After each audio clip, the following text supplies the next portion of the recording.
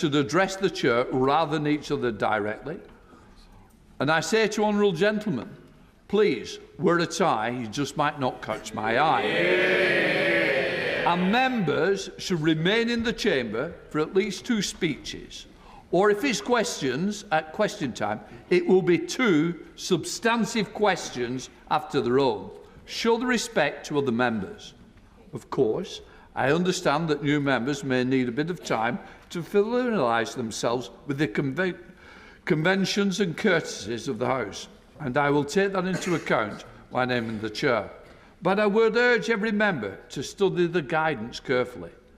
And please, I do say to members, mobile phones are a privilege to be used in this House. Please try and think about when you need them, when you use them. Members should be able to ask a question without reading it. Please, let's show the ability of this House. Let's show what we can do by working together. As I say, members need a bit of time, and I will work with all new members. We must ensure, and I take into account when I'm in the chair, but I would urge every member to study, as I say, the guides. Please read it. Any advice that's needed, come and check with me or the clerks. Criticism of other members. In this place, we are honourable members, and the language we use about each other should reflect that. If a member falls short of the standards expected of us all, there are ways of dealing with that, but not by accusations made as sideswipes during questions or debates. If we fail to treat each other with respect in debate, this diminishes our work. Also risks raising the temperature of discussions outside this place, particularly on social media, which already too often descend into online abuse against honourable members. My job is to look after all members, so please, if we show respect to each other here, I believe the public should also show respect to members. So please, let us get it right and let's work together. I don't want people to agree with each other. This could be the most boring chamber I've ever seen. That wouldn't be good for me either. But it's about tolerance and it's about respect. So please, let's make that our main aim. Confidentiality of speakers' correspondence with members.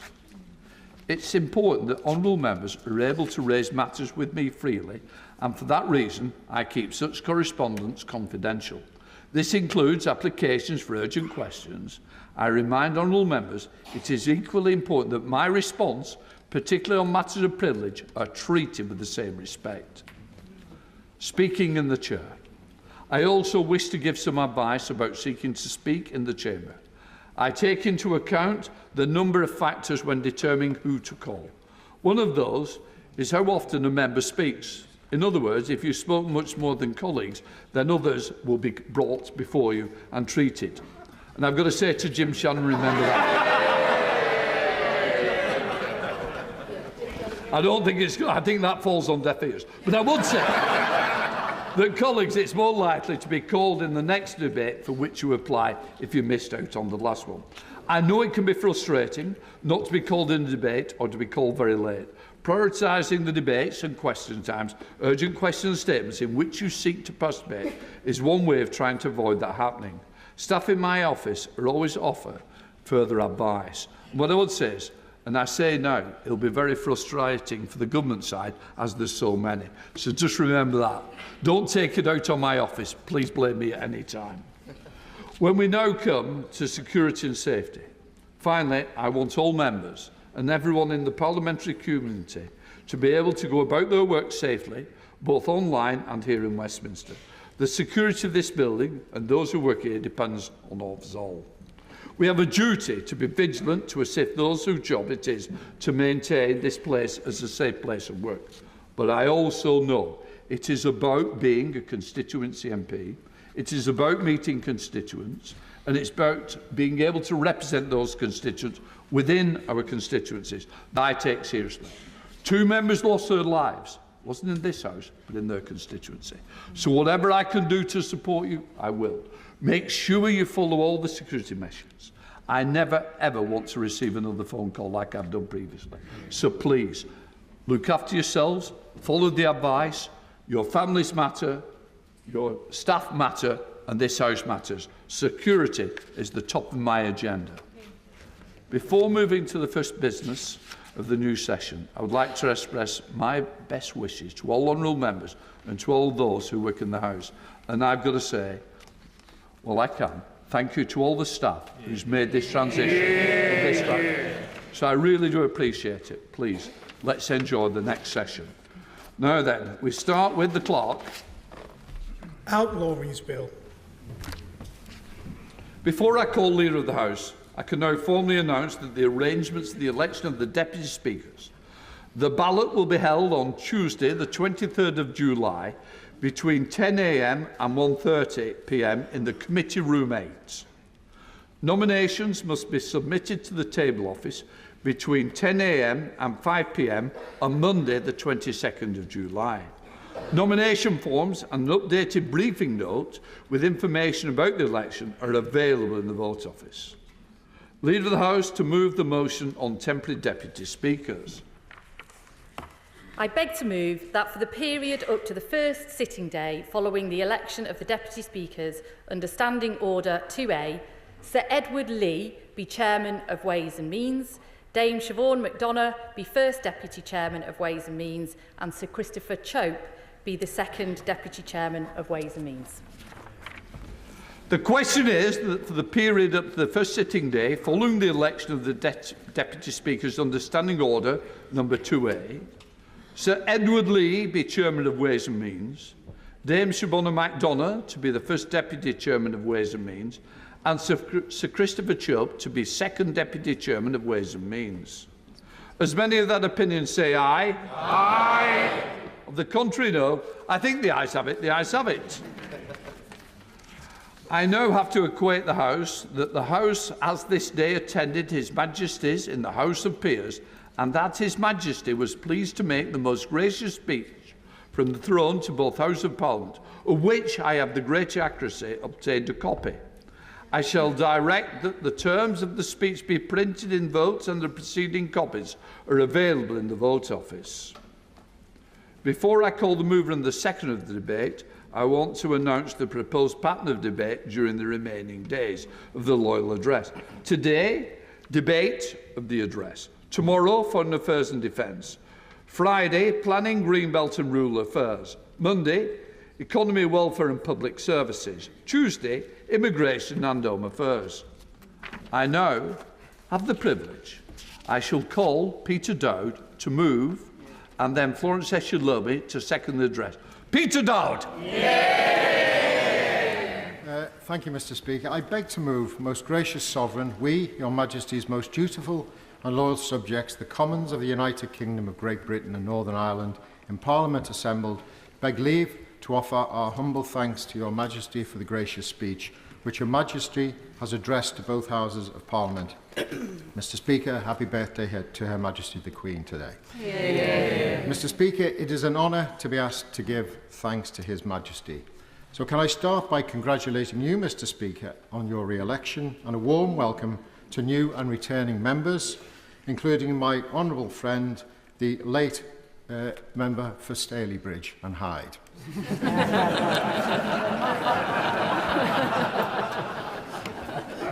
And congratulations to the Prime Minister and members of his new government.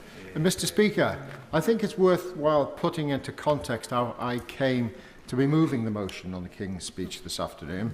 Last Thursday morning, I was standing outside the library, minding my own business, watching somewhat bewildered honourable members wandering up and down corridors, tentatively popping their heads into the odd room that may or may not have been a broom cupboard. And, Mr. Speaker, they were actually the returning members.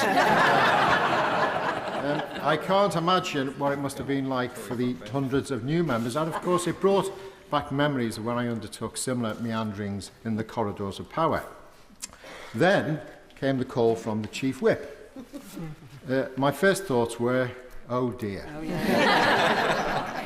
What have I done or not done, as the case may be? Fortunately, those thoughts soon dissolved when he kindly asked me if I would undertake the humble address, to which I was delighted to accept and relieved. Mr. Speaker, unfortunately, I'm not the most competitive sort, which is just as well. as I'm afraid I can't claim to be the first to achieve virtually anything in my family.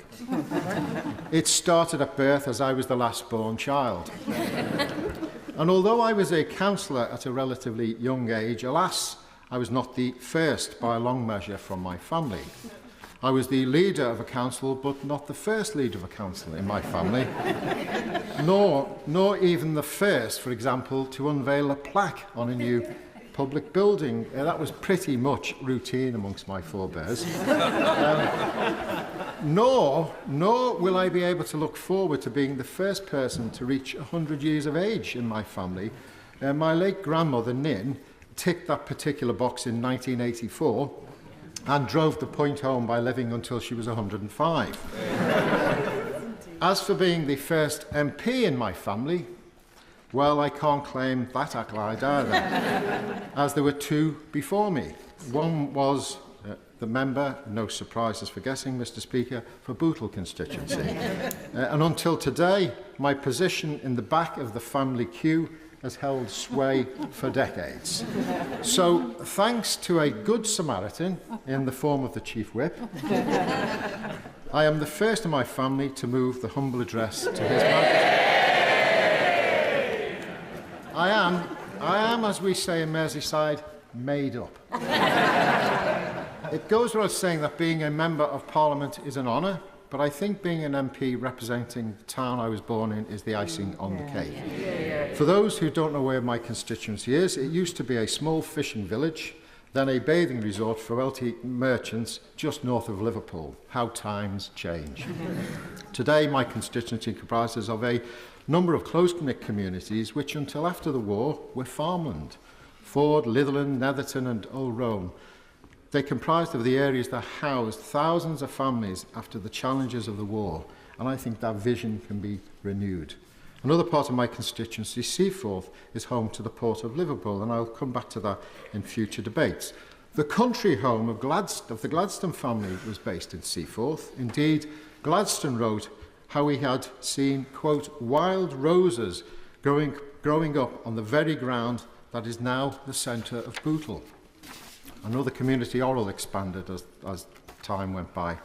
Then, of course, there's the lovely coastline on Liverpool Bay, which has Waterloo and Crosby running along its shoreline, with beautiful views across to the hills of North Wales, and home to another place housing Anthony Gormley's Iron Men statues. And, of course, Bootle Town Centre itself is now the home to many government offices, the Charity Commission, the Health and Safety Executive, and even the Office for Nuclear Regulation, amongst others.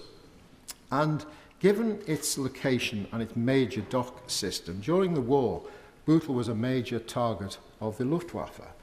It was left badly scarred, with as many as 85% of buildings destroyed or damaged. It paid more than its fair share during that conflict. So I'm proud of my communities and their history. So I want the contents of the gracious speech to be part of its future. Now, Mr. Speaker, as much as I would like to think that Bootle constituency, with the largest majority in the country, so I'm told, is down to my character, charm and charisma, as well known to my colleagues, I really know it's down to the ambitious programme trailed in the general election campaign and now formally set out in the gracious speech. I welcome a legislative programme based on security, fairness and opportunity for all, investment, stability and reform. That's not a reference to the members over there. And perhaps above all, service. Service to our communities, our constituencies and our country. It's about securing economic growth, raising living standards, getting Britain building again with planning reform and quality infrastructure, recognising the challenges of climate change, harnessing technology, a clean energy transition and Great British Energy advancing investment into renewable energy is fundamental. If you like, Mr. Speaker, a sort of new social contract that delivers attainment in education, challenges antisocial behaviour, refreshes support for the victims of crime, protects our borders, enhances the rights of renters, a new deal for working people and the reinvigoration of our NHS, amongst many other proposals. Mr. Speaker, a renewed local democratic settlement through the devolution proposals set out in the gracious speech is welcome. In short, Mr. Speaker, Westminster and Whitehall don't always know best. On a day-to-day basis, I'm looking forward to getting back to work, especially with new members, hundreds of them, and I will continue to work on various APPGs that I'm involved in. But the gracious speech included proposals for a bill to champion our armed forces and their families, families being a key element in that proposal. I used that, therefore, as a prompt to mention the Armed Forces APPG, of which I'm a member. I also do this because as an associate member of my local Crosby Royal Naval Association, having links with local veterans, of whom there are over 12,000 in my constituency, and as having members of my family in the armed forces, in addition to my mother and grandmother, both having received war widows' pensions for decades, I feel the least I could do was to participate in the Armed Forces APPG. And in the last year, I participated in the Armed Forces Parliamentary Scheme, the RAF cohort, until it was so rudely interrupted by the general election. Whilst I'm always impressed, I have to say, with inter-service collaboration, I have to say as well, I'm even more impressed with the rivalry between them. But before I bring the veil down on this part of my contribution, Mr. Speaker, I want to relate the House an anecdote, just one of the many I could relate since participating in the scheme, about the nonchalant and insouciant rivalry between the services. When a member joins the scheme, and it's well worth joining, they will be asked to go to the Wellington Barracks nearby to be measured up for a uniform. When I arrived, I was led through the barracks to the stores. The conversation went as follows with a member of personnel who, it must be noted, was from the army. "Good morning, sir. How can I help you?" he greeted me.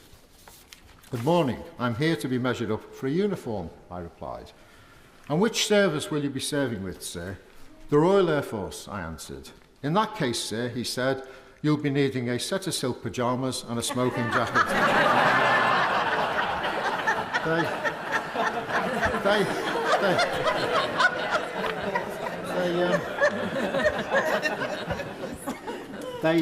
They felt like a dream, Mr. Speaker. Mr. Speaker, our country faces so many challenges, and I believe the wide-ranging proposals in the King's Speech will go a good deal of the way to tackling those challenges, both home and abroad. Finally, Mr. Speaker, only on Saturday evening, I was at a function for one of my local charities, Sefton Women and Children's Aid, at Liverpool FC's Anfield Stadium, which is a real stretch as I'm an Everton supporter. But whilst there, I paid a visit to the memorial to the 97 victims of Hillsborough.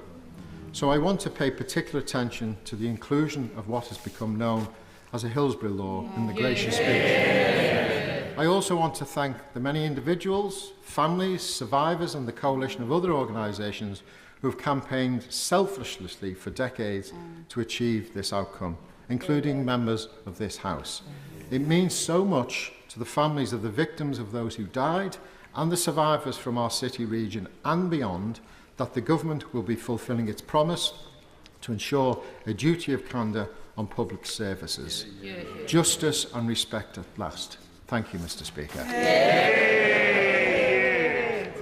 It's also a privilege to call the seconder, Florence Eshalome. Thank you, Mr. Speaker. May I start by congratulating my friend, the Honourable Member for Bootle, on his fantastic speech. And as the eldest of 3 girls, we like the lastborns because we blame them for everything. And it's an honour to follow to second this loyal address, not only for me, but for my constituents across Vauxhall and Camberwell Green. And Mr. Speaker, when I was asked by the Chief Whip, my excitement was quickly replaced by fear because I then remembered my attempt to make a Big Shack reference during the second reading of the Procurement Act Bill, which went completely over the head of the member for Brentwood and Ongar, and indeed many members in this chamber. See, I nearly backed out, but then I remembered that this is my opportunity to get on record that Nigerian jollof is the best jollof. Before the member for Erith and Thamesmead has other ideas. It's nearly 15 years since the last Labour member seconded a loyal address, and it was my good friend, the Right Honourable Member for Islington South and Finsbury. And I have to say, the notices I receive when she's visiting my constituency are perhaps my favourite. I once remember receiving a note from her office saying she was going to tour the Beef Eater Gin Distillery in my constituency the next evening, and that I should join her. Now, sadly, I don't drink gin, but I know that she drank my share. I can only say that I look forward to welcoming other members to my constituency many more times during this Parliament. And can I remind all of you that it is your duty to let me know if you are attending one of the many fabulous parties in Vauxhall and Campbell Green. Otherwise, I will be complaining to Mr. Speaker. And it truly is a wonderful constituency. We have the National Theatre, the BFI, the South Bank Centre, the Young and the Old Vic. The Old Vic, which is currently hosting a play about the life of an MP where James Corden turns out to be one of your constituents. Although I believe he lives in California, so maybe he should get in touch with the leader of the opposition.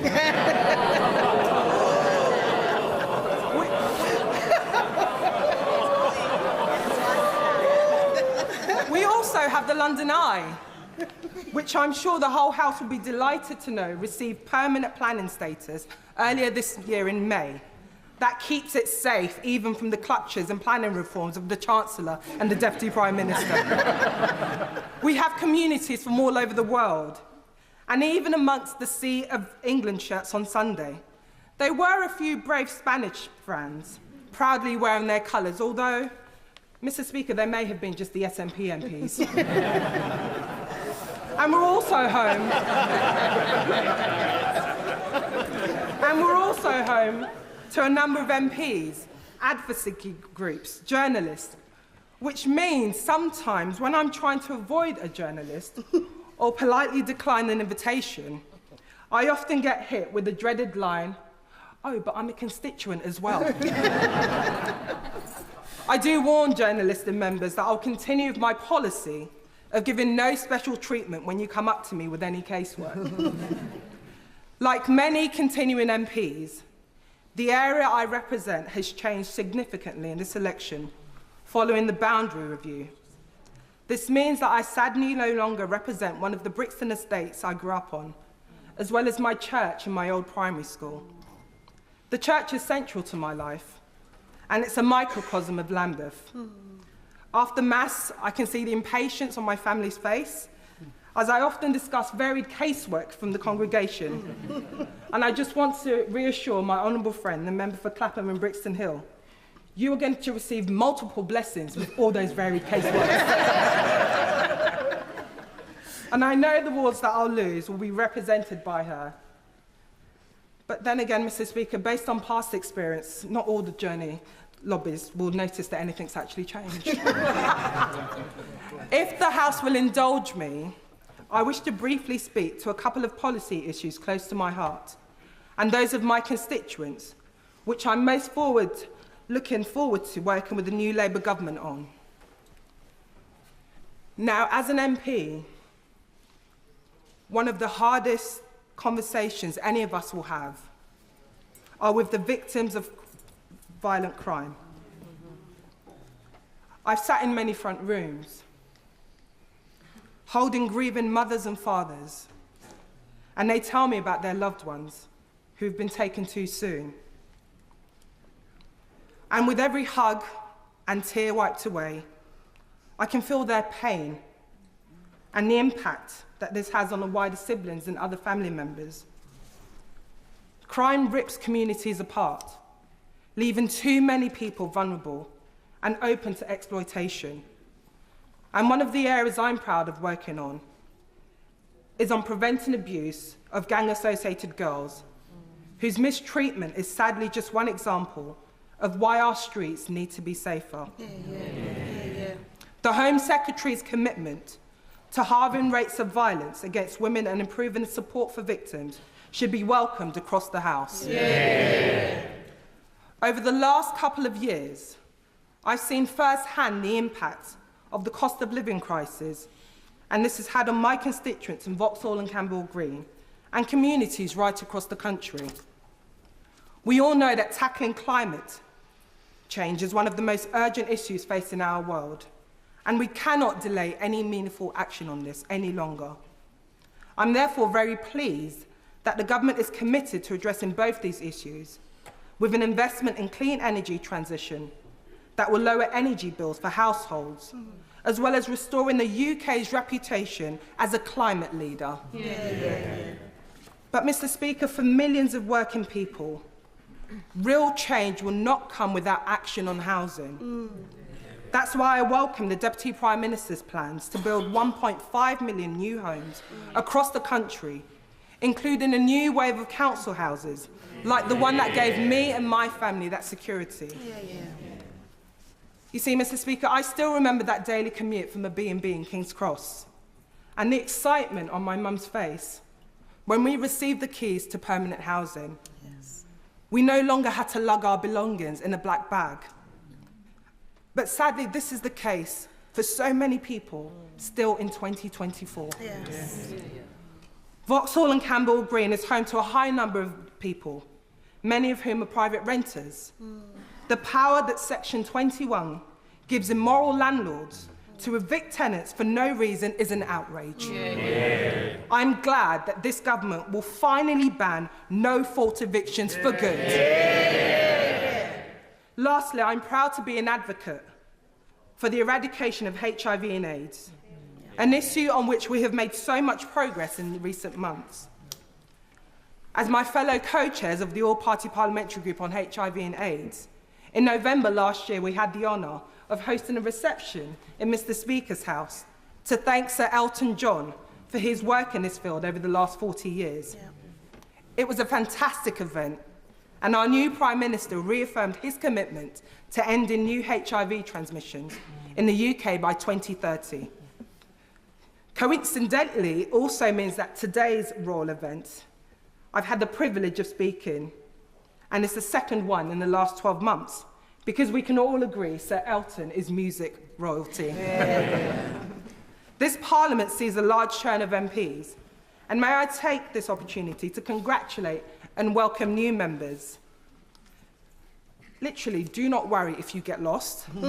I've been here almost 5 years and I still get lost.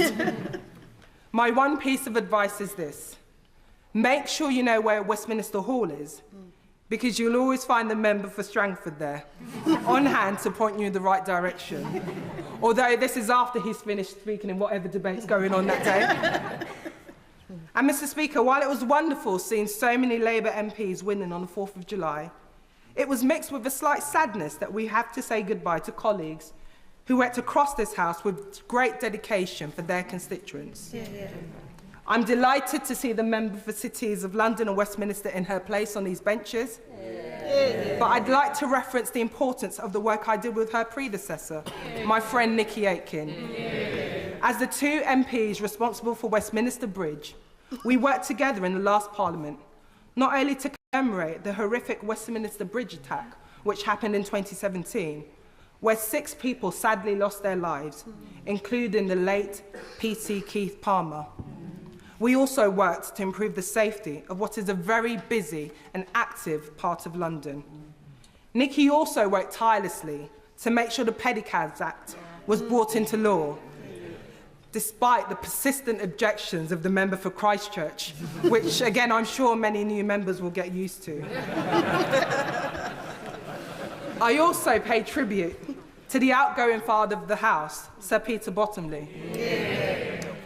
Like new MPs and members, I remember walking in as a new MP into a meeting of the All-Party Parliamentary Group for votes at 16. The room was buzzing with excitement and energy and all these young people, and to my surprise, Sir Peter was in the chair. He really proved that age is just a number. I must mention my good friend and former constituency neighbour, the new Baroness Harriet Harman. Her 42 years in office blazed the trail for the rights of women in politics and wider society. When Harriet was elected, just 3% of MPs were women, and now this figure stands at 40%. So while there's some way to go, that rise is a testament to her undaring work and drive from Harriet to never take no for an answer. And while I'm daunted to have the responsibility of representing part of her former constituency in Camberwell Green, I could not have had a better example to learn from. My pledge to her and to the new constituents is that I will do my best to carry on her legacy and being a strong voice in Parliament for those communities. Lastly, I cannot think of a more fitting replacement as the mother of the house than my good friend, our auntie, the Right Honourable Member for Hackney South, North and Stoke Newington. She was elected when I was just 6 years old, and seeing her in the media making a voice of black women heard in Parliament gave me the confidence that I could stand here and make sure that people in my community could have a voice in the decisions that impact them. We stand on your shoulders and we respect and salute you. Thank you. I welcome the government's plan to introduce draft race equalities legislation to build on this work, and I look forward to working with ministers to develop it. We should not underestimate the difficulties that both Baroness Harman and the Right Honourable Member for Hackney North and Stoke Newington have gone through to make their voices heard, and the challenges they face even now. But their trailblazing examples means that those of us elected today face far fewer challenges in representing our communities, and we have more friends to go through those challenges with. And because of them, Mr. Speaker, it means that a black working class girl from a South London estate can stand before you today with the honour of seconding this loyal address. The question is that the humble address be presented to His Majesty as follows. Most gracious Sovereign, we, Your Majesty's most dutiful and loyal subjects, the Commons of the United Kingdom of Great Britain and Northern Ireland, in Parliament assembled, beg leave to offer our humble thanks to Your Majesty for the gracious speech which Your Majesty has addressed to both Houses of Parliament. I now call the Leader of the Opposition, Rishi Sunak. Well, thank you, Mr. Speaker. And before I turn to the address, I'm sure the whole House would like to join me in paying tribute to His Majesty the King. It is typical of his dedication to duty that despite the medical challenges he has recently faced, he was here today to open Parliament and will travel to the Commonwealth Hubs of Government meeting in Samoa and to Australia this autumn. The King is a true model of public service. I know that the Prime Minister will value his audiences with His Majesty as much as I did.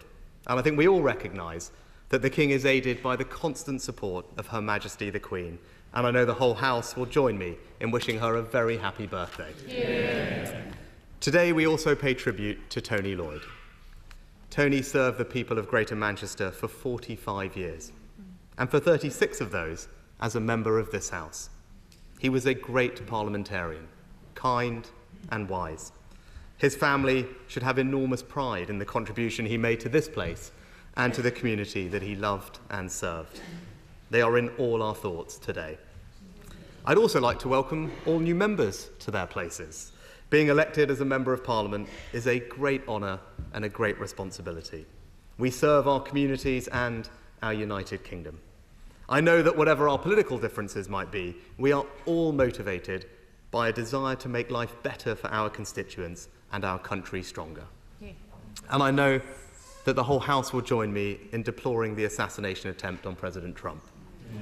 Our thoughts are with the victims. Violence and intimidation have no place in the democratic process. Now, Mr. Speaker, I commend the proposer on his excellent speech. I know that the whole House will agree with me that the Honourable Member for Bootle has set a very high bar for speeches in this new Parliament. Now, my little sister always reminds me that being the youngest means you have to learn how to make yourself heard well. Well, the Honourable Member is the youngest of 8, and it really shows. And I had the good fortune of getting to know the honourable member when he was Shadow Chief Secretary to the Treasury. And he was always courteous and pleasant as an opposite number to me. And as he outlined, the honourable member for Bootle comes from a family committed to public service. Both of his great-uncles were members of this House, and he himself, even though he was very modest about it, has been in public service for more than 40 years. Yeah. The new members of this House have much to learn from the honourable gentleman. Yeah. And I know I speak for the whole House in saying how much we all admire his personal bravery in campaigning for more victim support following the tragic death of his daughter in a hit-and-run accident. Yeah. Now, not only is he one of the most popular members of this House, as we heard, he is also the most popular constituency MP, enjoying the biggest majority of any member of this place. And in a recent election, he even won an astonishing 84% of the vote. He might be the only person who can persuade King Jong-un of the benefits of democracy. Although the People's Republic of Bootle doesn't quite have the same ring to it. Now, I wonder whether he was chosen to speak today, actually, to head off him reintroducing his 10-minute rule bill. I speak, of course, of the honourable member's bill for a 4-day week. Now, I'm not sure if he's consulted with his whips on how compatible that would be with their desire to make Fridays a new norm sitting day. I'll say this to the honourable gentleman. If they won't let him have his 10-minute rule bill, he should work to rule. Although I suspect the Labour member for Merseyside needs no tips from this former banker on trade union organising. Now, the honourable member for Vauxhall and Camberwell Green spoke with typical verve. She is someone inspired by a desire to serve and her strong faith. But she never lets any of this go to her head. Today she was chosen because of the high regard she is held in, but she is also one of the kindest members of this House. Yeah. Regularly baking Victoria sponges for her staff and others, although post the election result, perhaps red velvet might be now on the menu. And the honourable lady has campaigned bravely against gang violence, both in the London Assembly and in this House. And she is so right that we must not become desensitised to knife crime. She represents the place where she grew up and does so with passion and determination. And now that I have a lot more time on my hands, I intend to be a regular visitor to her constituency, especially in the summer months. One of my favourite places to watch cricket is, of course, the Oval. And as Prime Minister, I had the privilege of playing there with the wonderful Emily Rainsford-Brent and the young black cricketers on the ACE programme. I applaud the honourable lady for her work with that scheme. I can reassure her, though, that I won't go as far as the last Conservative Prime Minister to speak from this dispatch box, who proposed removing that part of her constituency to a desert island along with his 8 favourite records. The honourable lady's story is truly an inspirational one. To go from caring for your mother as a teenager to this House shows what is possible in our country. But the online abuse that the honourable member has received, an experience that is far too often common in this House, shows one of the challenges facing our democracy. The intimidation that some candidates received in this election, both physical and digital, was completely unacceptable and is a threat to our electoral process. There can be no excuse, Mr. Speaker, for threats of physical violence or intimidatory protests outside politicians' homes. Now, the honourable lady will have been picked to second the Loyal Address because the Whip's office have got her down as one who will go far. If I may offer some words of advice to members opposite. On the government benches, life comes at you fast. Soon you might be fortunate enough to be tapped on the shoulder and offered a junior ministerial role. Then you'll find yourself attending cabinet, then in the cabinet, and then when the Prime Minister's position becomes untenable, you might end up being called to the highest office. And before you know it, you have a bright future behind you, and you are left wondering whether you can credibly be an elder statesman at the age of 44. Now, it is right to begin by congratulating the Prime Minister on his decisive victory in the election. He deserves the goodwill of all of us in this House as he takes on the most demanding of jobs in the increasingly uncertain world in which we now live. Now, the party opposite has successfully tapped into the public's desire for change. But they now must deliver change, and we on this side of the House will hold them accountable for delivering on the commitments that they made to the British people. In the national interest, we will not oppose for the sake of it, but when we disagree with the government, it is our responsibility as the opposition to say so.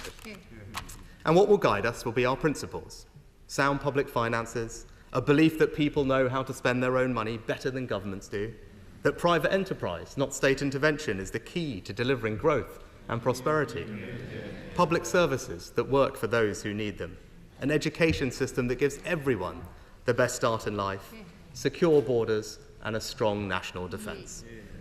Now, I welcome the government's decision to bring forward Martin's Law.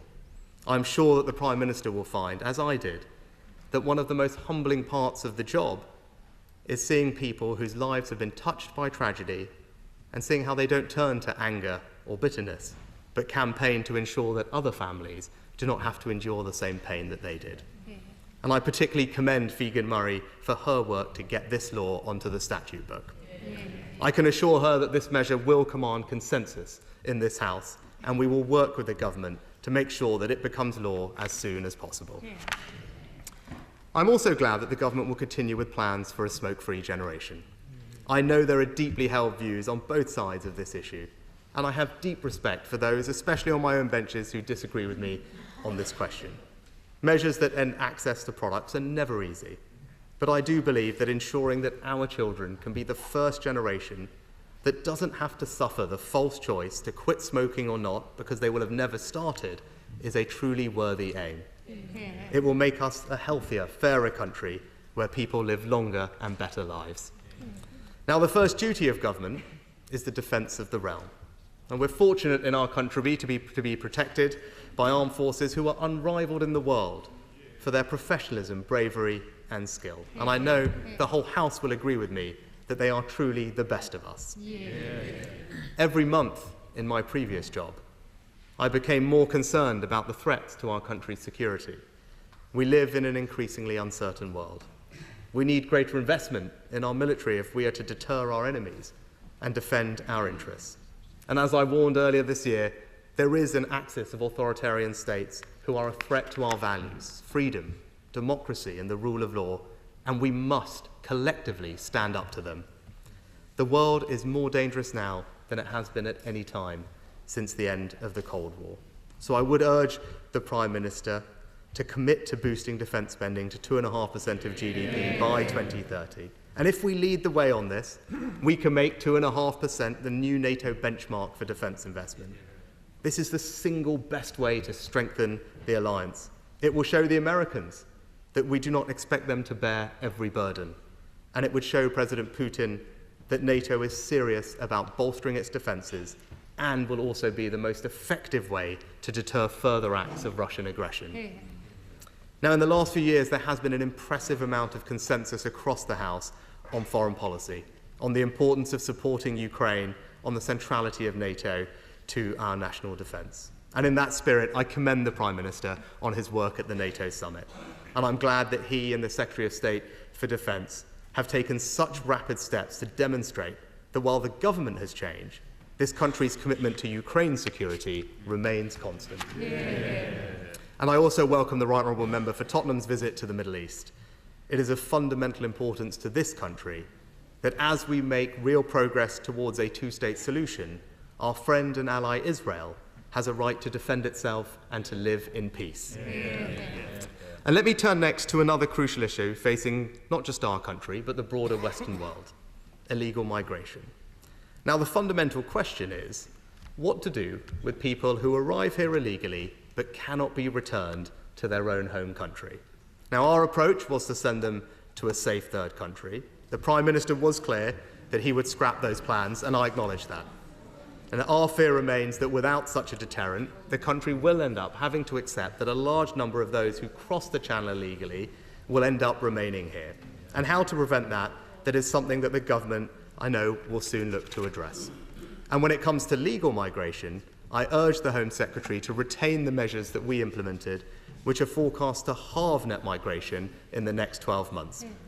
Now, if I may turn next to the economy, I understand well that the Chancellor is keen to paint as bleak a picture as possible, but I would just gently point out that this is not exactly what the facts say. Inflation at 2%, unemployment 4%, and the fastest growing economy in the G7 so far this year. The party opposite has inherited an economy that is already on an upward trajectory. Now, the government has set out plans. The government has set out plans to strengthen the role of the Office for Budget Responsibility, and we will examine those proposals carefully. But the work of the OBR already means that the party opposite did have the full details of the public finances when they set out their manifesto. Now, the OBR has rightly taken away from governments the ability to make forecasts say what they want them to.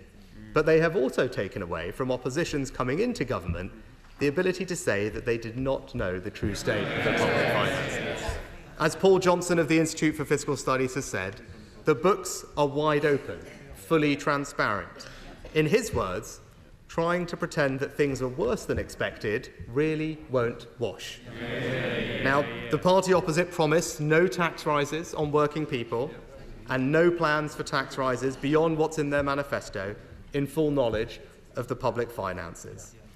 It would be difficult for them to claim that things are worse than they thought and then renege on those pledges, and we will hold the government to its own promises come the budget. I note plans for new employment legislation. Now, in this country, our employment rate is far lower than the European average, and that is thanks in part to our flexible labour market. I would urge the party opposite not to impose new burdens on businesses that business leaders themselves have warned of the unintended consequences of those plans, that they could lead to firms being less likely to invest, less likely to hire, and so increasing unemployment in the long term. And I further note the government's desire to impose new, potentially rigid legislation on technologies like artificial intelligence. Now, we are third only to the US and China in the size of our fast-growing technology sector and lead the world when it comes to AI safety. And we should all in this House be careful not to endanger this country's leading position in this field, which will drive growth and prosperity for decades to come. And while today's speech did contain a slew of bills, what was missing was a concrete plan to tackle the unsustainable post-COVID rise in the welfare bill. Without action, the cost of providing benefits to the working-age population with a disability or health condition will rise to £90 billion, more than we spend on our national defence, schools, or policing. Now, that's not only unsustainable, but also unfair to taxpayers. And that's why in government we had laid out a plan to significantly reduce the welfare bill, but crucially, to support all those that could back into work. Now, I hope the government looks at those proposals when it has the time to study them in detail. On this side of the House, we will continue to advocate for a welfare system that is both compassionate and fair to those who need it, but also fair to those who pay for it. Now, the government has set out plans to change the planning system. We will, of course, study these thoroughly as well, as we all wish to see more homes built and the planning process speeded up. But I would say that a system that does not allow local people to have a say will damage public consent for more housing in the long term. And I regret there was no mention of rural communities and farming in the King's speech, much like my own, but I hope in time the government will bring forward proposals. Now, turning to net zero, this country has decarbonised quicker than any other major country. And we have managed to do that while growing the economy. As a country and across this whole House, I know we will all be proud of that achievement. Now, the government plans to decarbonise the grid by 2030, but there is a real danger. But if the government puts the speed of doing this ahead of family finances and our energy security, then we will again lose public consent for the measures necessary to ensure that we actually reach our 2050 net zero target, a target on which there is genuine consensus between our two parties. As even one of the Prime Minister's own supporters has warned, this 20 plan will, and I quote, just mean we will have to import our energy. Strategically, we become more vulnerable, we will pay more money for our energy.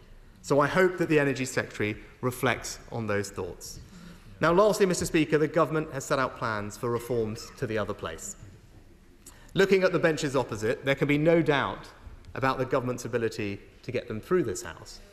But the effects of these changes will last long beyond this Parliament, long beyond our tenures in these jobs. I would suggest that when it comes to constitutional reform, it would be good to proceed on a cross-party basis, rather than to use a simple majority in this House to push things through. And that consensus should include the crossbenchers whose convener would be removed by the government's proposals. I also suspect that the public would prefer the government to prioritise practical, real-world issues over constitutional wrangling. However, I welcome the news that the government has paused on their plan to force members of the other place to retire at 80. Now, this proposal always felt like it would be a blunt instrument. And indeed, in the dissolution honours, the Prime Minister nominated rightly the former Right Honourable Member for Derby South, who will be a strong addition to the other place, despite the Right Honourable Lady being already over the retirement age that the Labour manifesto proposed. So, Mr. Speaker, let me close by saying that we, of course, recognise that the British people have entrusted the party opposite with the task of governing our country. On our side of the House, we will fulfil our duties as the loyal opposition, professionally and effectively. And across this House, we are all first and foremost patriots. We all wish to see our country and our people flourish and succeed. And in that spirit, I wish the new Prime Minister and the new government well.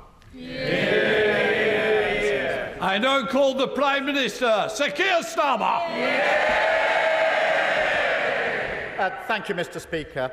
Before we begin, may I join the Leader of the Opposition in his tribute to His Majesty the King. It is so heartening to see him in his rightful place, delivering the gracious speech. And I'm sure the whole House will not mind, once again, wishing him a speedy recovery. Can I also join in wishing Her Majesty the Queen a happy birthday? Mr. Speaker, we also wish President Trump a speedy recovery from the appalling attempt on his life at the weekend. I spoke with President Trump on Sunday night to pass our best wishes, but also to share our revulsion at the senseless violence which has no place in democracy. Last time this address took place, and I stood at that dispatch box, I could see for the first time the then new plaque, now behind me, commemorating the memory of Sir David Amess. And I know how hard that loss was for members on the opposite benches. And now, standing on this side, I can see for the first time in front of me the plaque to our dear friend Jo Cox, with her words that catch the air of this chamber even more at a moment like this, more in common.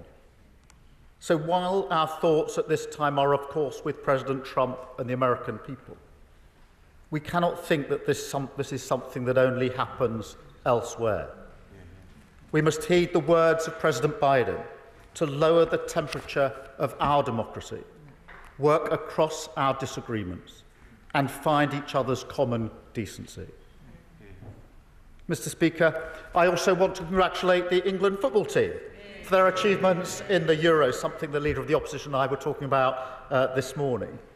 Yes, the trophy eluded us again, but the team can be proud of another exceptional performance, something I'm sure the whole House would be only too pleased to recognise. And we pay tribute to Gareth Southgate, who shouldered the burden of national leadership with such dignity.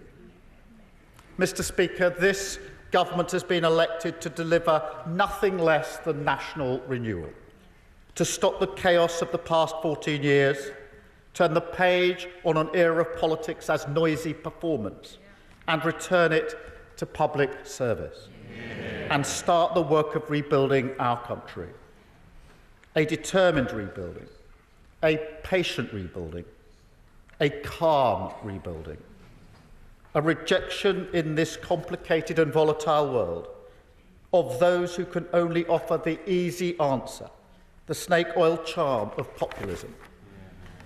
Mr. Speaker, as the last 14 years has shown, that road is a dead end for this country. It does nothing to fix our foundations, and the British people have rejected it, as they have throughout our history. What people really want is change, and change is what this government of service will deliver.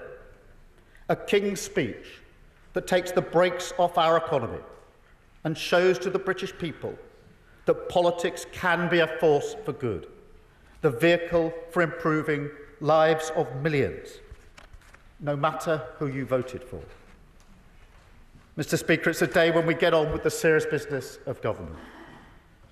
And yet a House with no time for levity would go against the grain of our traditions. So it's fantastic to hear my honourable friend, the member from Bootle, in such fine fettle today when proposing the humble address.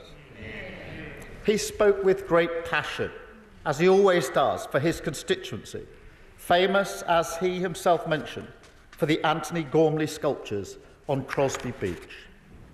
It's a work of art that's entitled Another Place, a collection of gently rusting figures for whom the tide is perpetually coming in.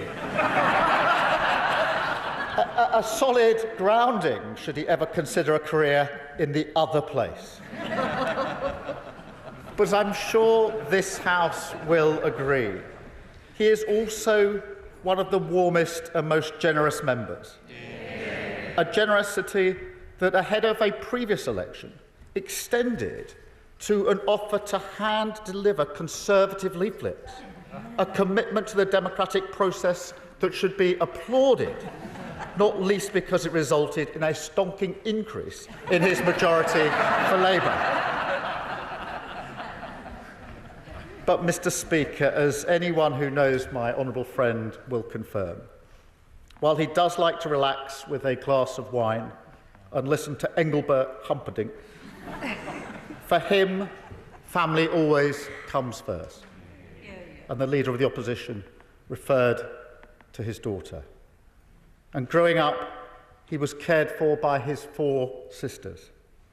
And now he is never happier than when he's with his children, who are convinced that he knows Mary Poppins personally, a belief I note he has never discouraged. He has been a tremendous servant to our family, the Labour family, and we thank him for his outstanding speech today. Mr. Speaker, the address was seconded by the honourable friend, the member for Vauxhall and Camberwell Green. A fitting tribute for a royal occasion, as I'm told she is known as Queen Flo on Instagram. The House will know her as a tireless champion for her community, as well as a founding member of one of our most vital affiliates, the Labour Friends of Karaoke. In fact, Mr. Speaker, I'm reliably told that Queen Flo does mean Queen Bee, which we look forward to hearing at Labour conference. But, Mr. Speaker, truly it was a fantastic speech. Another demonstration that my honourable friend is a shining example of our movement. A young carer when growing up, a fighter for their causes on AIDS and HIV, on the health inequalities which still deliver poorer outcomes for black women, and on sickle cell, which her late mum suffered from. I know what it's like to watch your mum move in and out of hospital as a child, and so I respect and admire the way she now champions young people from poorer households and fights for the opportunities that they deserve. Perhaps most powerfully of all, she's spoken about her own experience arriving at the scene of a stabbing and has rightly demanded that we never allow ourselves to become desensitised to the tragedy of knife crime. As a fellow inner London MP, I know how much this is hurting our city, as it is towns and cities across the country. I know how much potential is lost and how many families fear that their child could be next. So be under no doubt, turning the tide on this violence is absolutely central, a key mission that this government of service will take on. Mr. Speaker, both speeches were in the finest traditions of this House. Let me also follow the Leader of the Opposition and mark the passing of our colleagues in the traditional way. Because since the last gracious address, the Labour Party has lost a stalwart of our movement with the passing of Tony Lloyd, who served in 36 years of distinction the communities of Rochdale, Manchester Central and Stretford. I had the chance to speak to Tony just days before he left us. That was when he was leaving hospital to go home, and he knew it was for the last time and that he wouldn't see a day like this. And without being partisan, I can tell you he would have loved to see the House set up as it is today. He would have told us, using his experience, to use every precious moment that we have to serve those communities that he held so dear, because that is what he stood for, the best of our movement, a champion of politics as a force for good. And, Mr. Speaker, that is the great test of our times. The fight for trust is the battle that defines our political era. And it's a task not just for this government, but for the whole Parliament. We are all responsible for the tone and standards that we set. And I want to thank the Right Honourable Gentleman in every exchange that we've had since the election. And in his words today, he has gone well beyond the usual standards of generosity, and I thank him for that. And in that spirit, this King's Speech picks up some of the important business not concluded in the last session. And so, on football governance and the reduction of smoking, we hope to proceed in a manner that recognises the previous consensus. We will also carry forward the Holocaust Memorial Bill. So we build that memorial next to this Parliament and make sure every generation reaffirms our commitment to never again. And we will also honour the promises that I made and the Leader of the Opposition made to the family of Martin Hett and all the families affected by the horrific events in Manchester that day. Figan Murray, Martin's mum, walked 200 miles to tell us that Britain needs that law quickly. I told her then that she would get that from a Labour government, and we honour that promise today, and I'm very grateful for the indication of the cross-party support we will have on that very important provision. Because the security of the British people is the most fundamental priority of any government. And whether our fight is against terrorists, the vile criminal smuggling gangs that weaken our borders, or foreign powers which threaten the security of this nation, we will leave no stone unturned when it comes to keeping the British people safe. And we will recognise the bravery of those on the front line of keeping us safe, with a new Armed Forces Commissioner. That's not just a name or a role, but a strong and independent champion for those who have committed to the ultimate service, as a way we can show our respect. We will also move quickly on the lessons from the infected blood scandal that the House debated in almost the final act of the last session, a day when we undertook, all of us, a solemn responsibility not just to deliver justice to those people, but also to take on the work of prevention, to make sure that those lessons shape the future of public service in our country.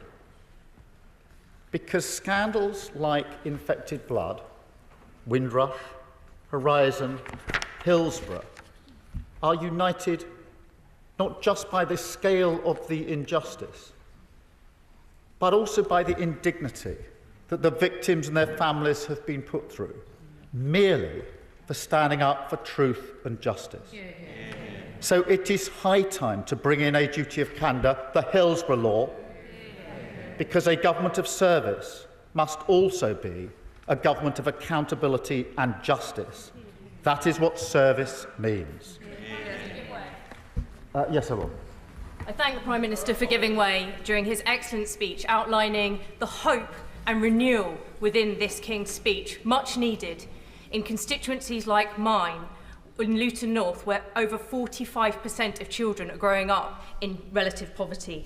What reassurances can the Prime Minister give me and my constituents that he personally takes this issue very seriously and that his government will address it? Prime Minister.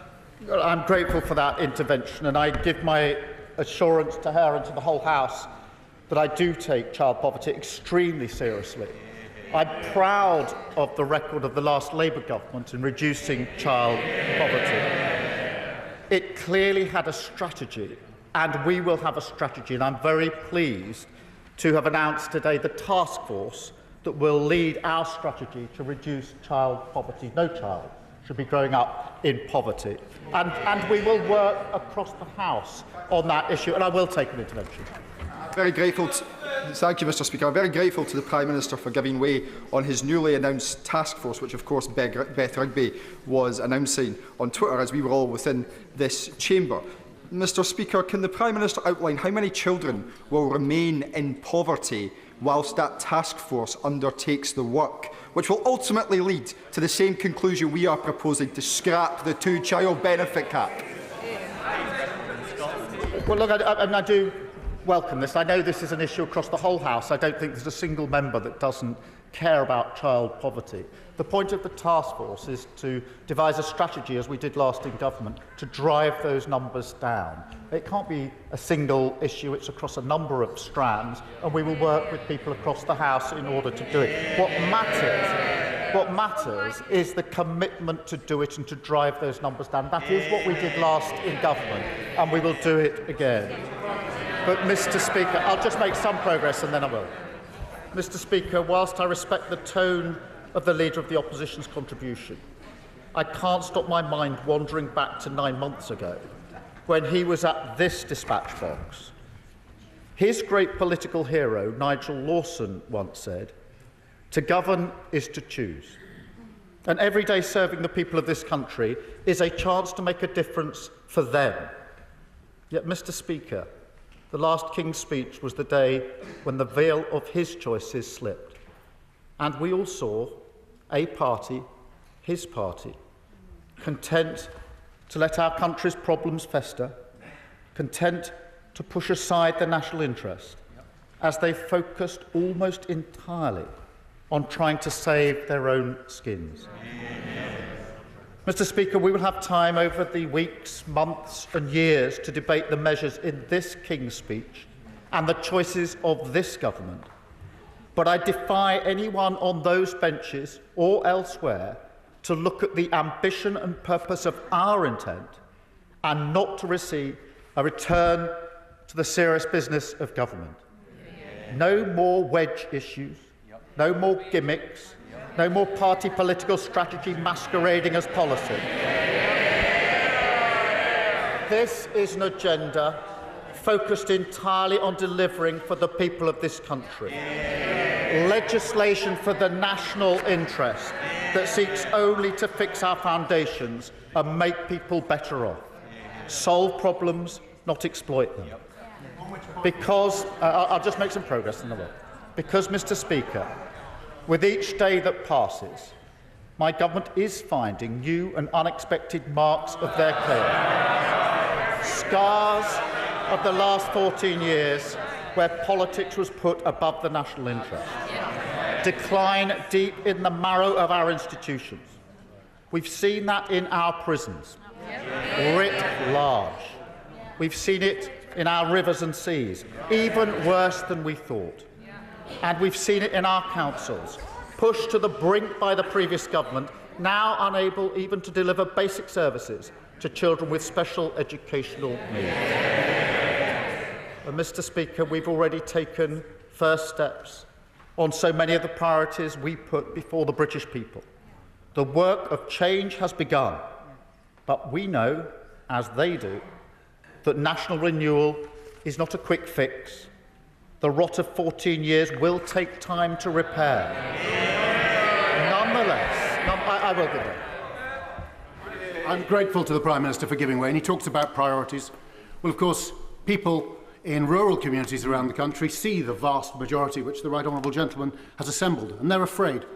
They see a manifesto in which just 87 words are used about farming.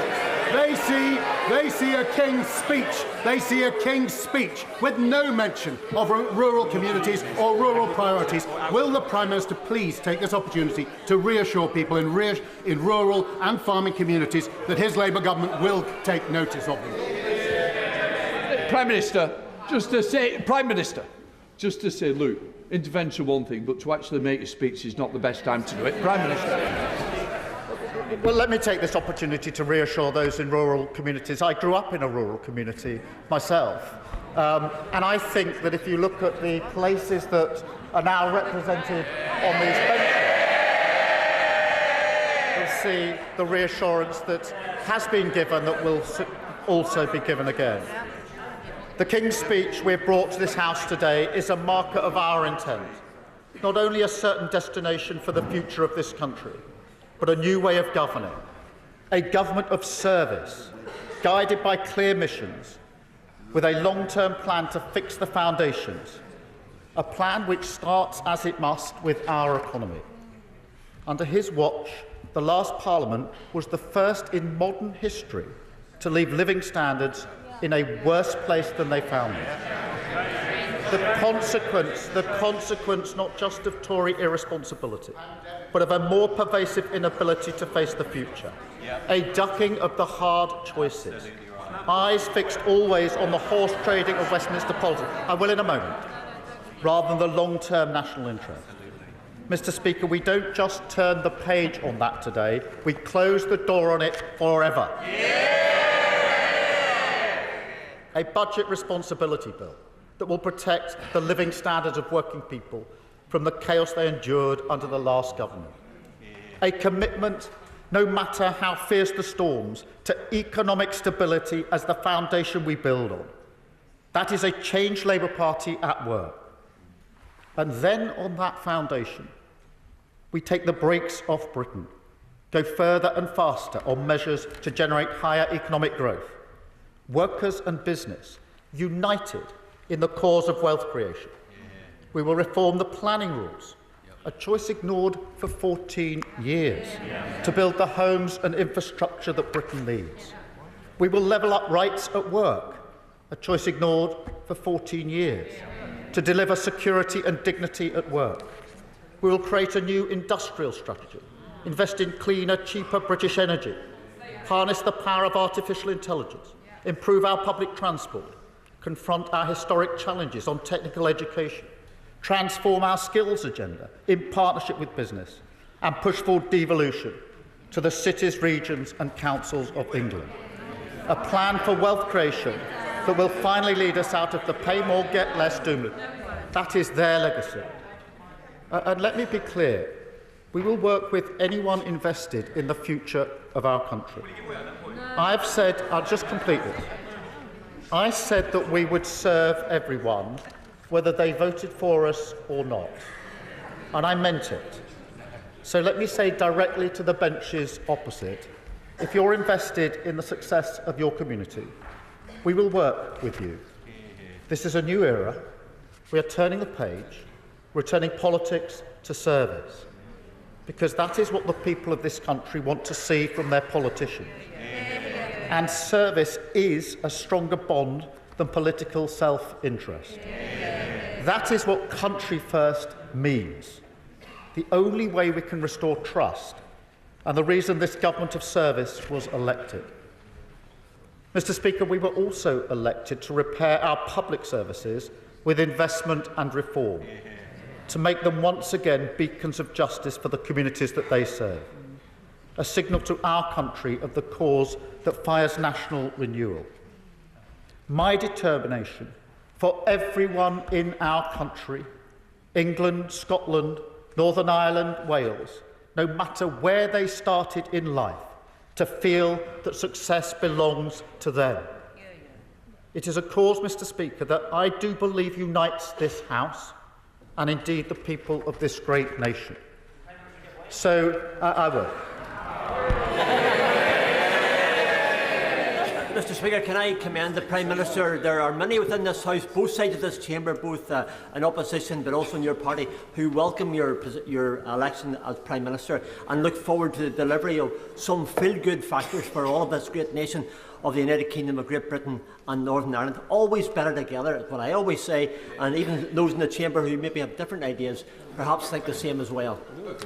Prime Minister, in the paper, of my provincial paper 2 weeks ago, we recognised that Northern Ireland was very much part of your 10-year plan. Can I ask the Prime Minister, can he perhaps outline exactly what that plan will be for Northern Ireland to ensure our position will never weaken and always get stronger?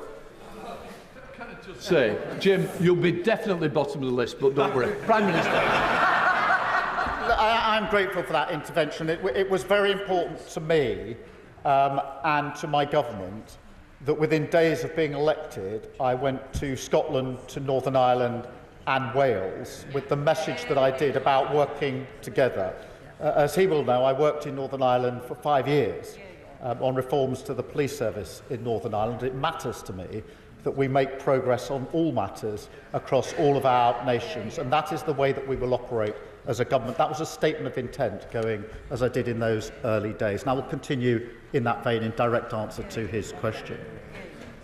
Mr. Speaker, so as well as our plan to cut waiting times, we will modernise the Mental Health Act and finally drag it into the 21st century. Yeah.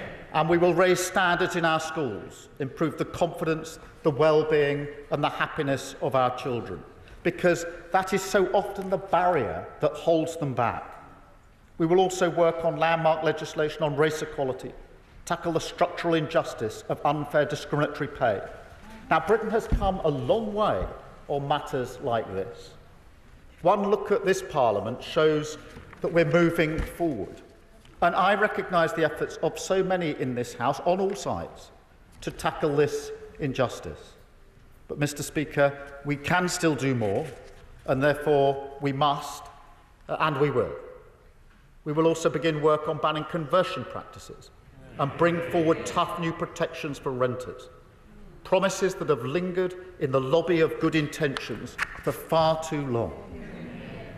And, Mr. Speaker, we will signal our intent to transform society with measures on crime and justice that will not only rid our streets of antisocial behaviour, but also launch a new mission to reduce violence against women and girls by 50%. In this, we're inspired by the work of unbelievable campaigners: Mina Smallman, Claire Waxman, Melanie Brown, and my friends, John and Penny Clough. Mr. Speaker, I will never forget the day that John and Penny came to my office and told me what they had been through just to get justice for their daughter, Jane, murdered in the car park of the Blackpool Hospital where she worked by the man awaiting trial on multiple charges of raping her.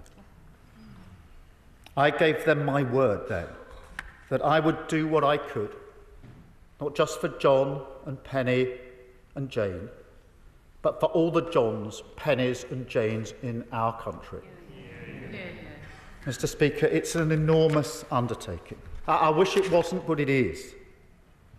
Just listen to the contribution made every year in this House by my honourable friend, the member for Birmingham Yardley.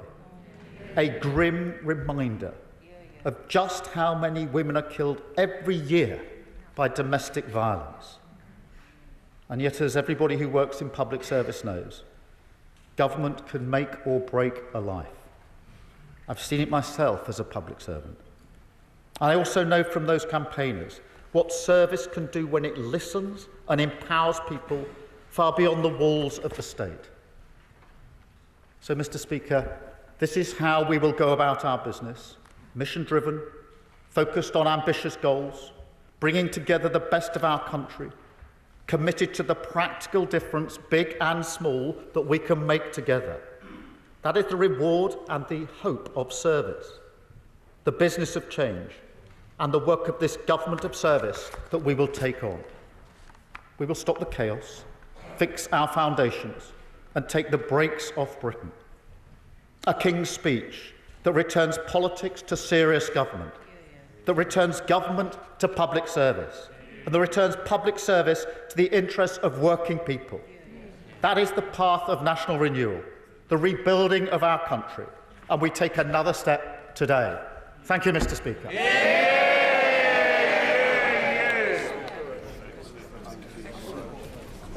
Order. Order. I now call the leader of the... Order!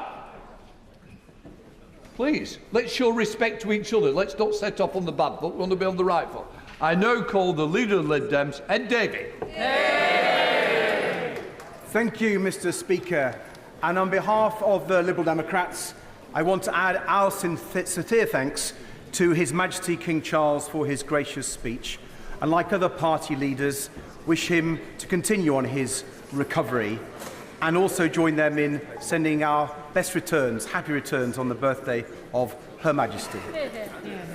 And as we remember members who were killed in service and condemn the appalling assassination attempts on President Trump, we should all commit ourselves to a new politics where we respect, where we disagree with respect, and we listen to each other, and we try to bring the dialogue on politics in our country together from the divisions we've seen.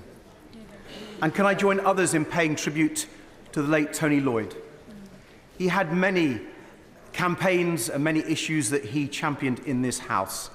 I had the huge privilege of joining him on an all-party trip to Israel and Gaza, because one of his commitments was to peace in the Middle East, for justice for the Palestinians and for a two-state solution.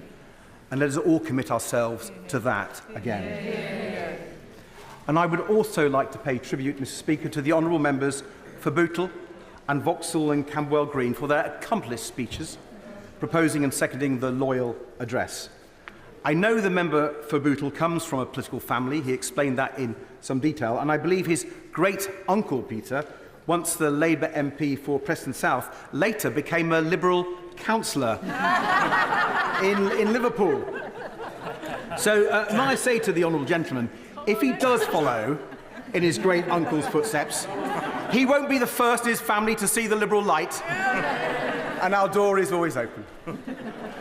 The honourable member for Vauxhall and Camberwell Green made an impressive mark in her first Parliament as she campaigned on things like knife crime, on the NHS and on housing, and also spoke very eloquently on an issue that's close to her heart and mine, care. She spoke movingly about how she cared for her mum when she was just a very young child, learning at a young age about all the different painkillers needed to treat her mum. And as someone who believes we need to hear the voice of carers in this chamber far more often, it was a pleasure to listen to her speech today, and I'm left in no doubt that she will make an even bigger mark in her second Parliament. Yeah. And while I'm paying tribute, Mr. Speaker, let me add our thanks to the Three Lions, who captivated the whole nation and came so agonisingly close to ending all those years of hurt. They did us proud, and let's hope the Lionesses will retain their European crown next year. And so may I welcome the Prime Minister to his place and congratulate him and his party on their election victory. As he says, they now have an enormous undertaking, and we wish them well. I read somewhere that the Prime Minister apparently surfed to power on a wave of Conservative failure. But can I say to him gently, with a pang of envy, water sports are my thing.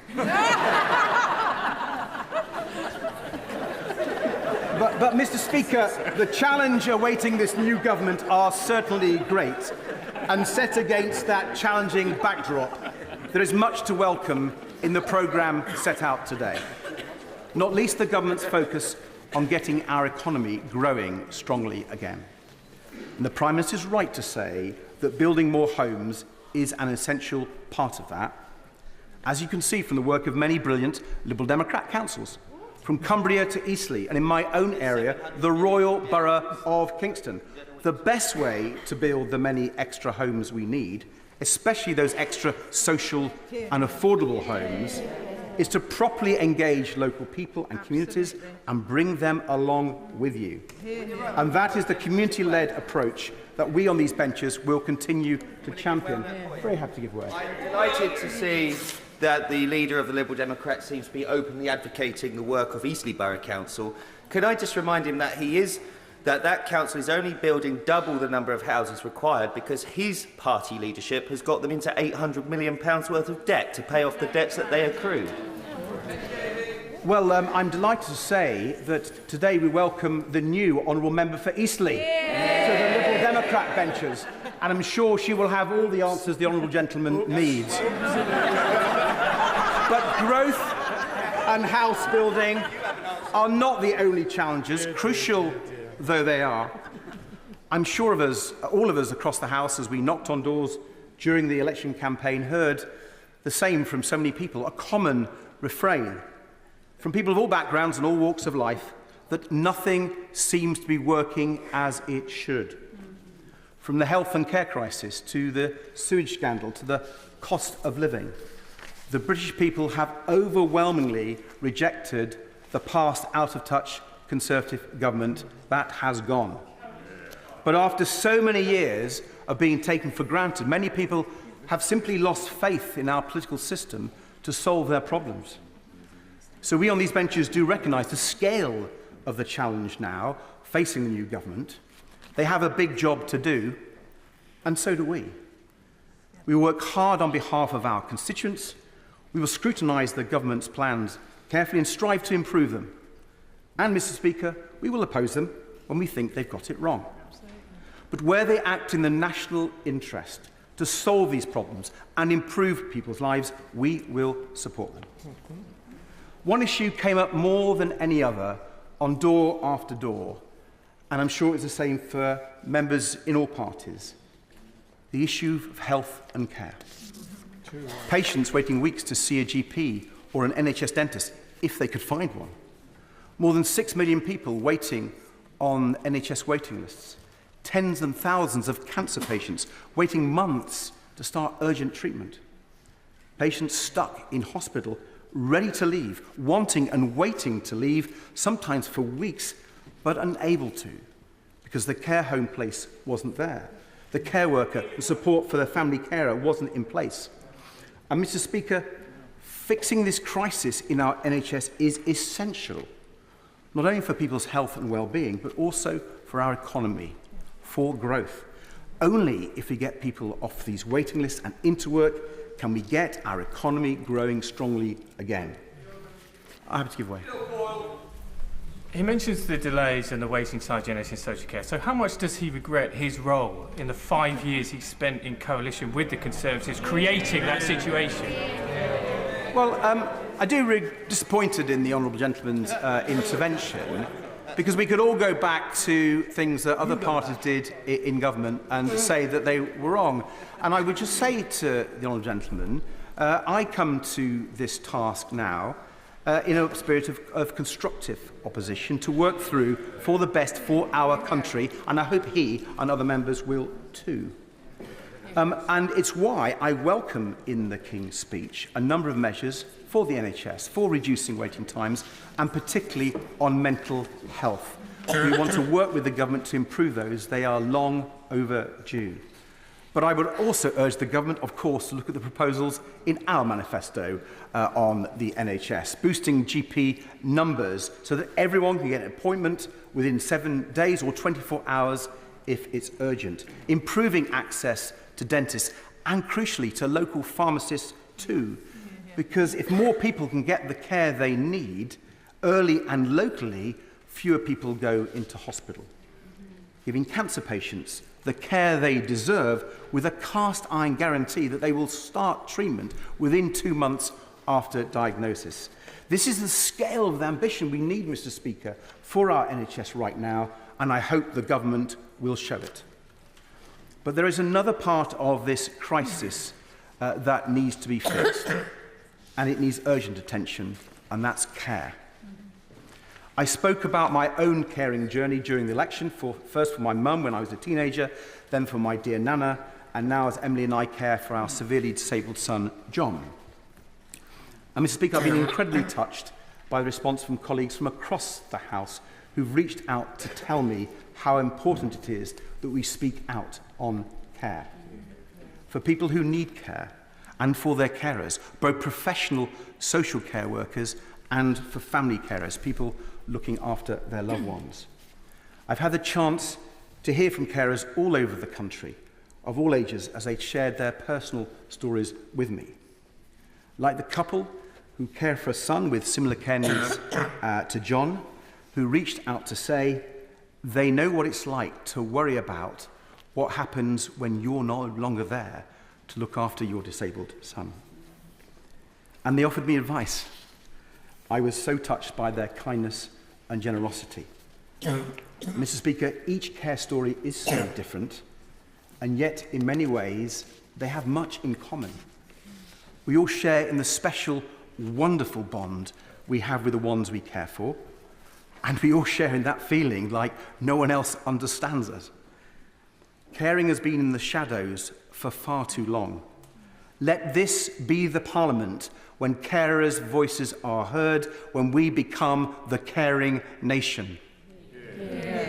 Because caring is actually people doing extraordinary things every day for the ones they love, often in the face of difficult circumstances, physical challenges, no breaks, mountains of paperwork, countless appointments, endless phone calls, trying to navigate a broken system that is simply not designed to work for carers. So we on these benches will do our very best to get a fair deal for carers, whether on issues like carers allowance or the big challenge of fixing social care, so that our loved ones get the support they need when and where they need it. Now this, of course, will not be easy, Mr. Speaker. After years of neglect, fixing social care will be incredibly complicated, but we cannot shy away from it. So, although it wasn't in the King's speech today, I'm encouraged by reports the government is planning a cross-party commission on social care. We urgently need that to find a solution that will stand the test of time. So I hope we'll hear more about that from the government very soon. Fixing social care is essential, not just to give people the care and dignity they deserve, to support family carers, but also to fix our NHS. Without it, we can't. Now, if health and care was the only major crisis facing the government, that would be a big enough task. But clearly it's not. Inflation may have finally come down to normal levels, but the cost of living crisis persists. Families and pensioners are still facing record energy bills, sky-high housing costs and food bills. They need support and understanding. And that begins with the government's promise to be fiscally responsible. It would mark a big and welcome shift from the previous government's rather reckless approach to the budget. But with energy bills forecast to rise by 10% in October, clearly we need bold action to bring costs down, from home insulation to expanding renewable power. Liberal Democrats have a proud record of investing in renewable power, almost quadrupling it when we ran energy policy. And our policy drove the cost of renewable electricity below fossil fuel generated power.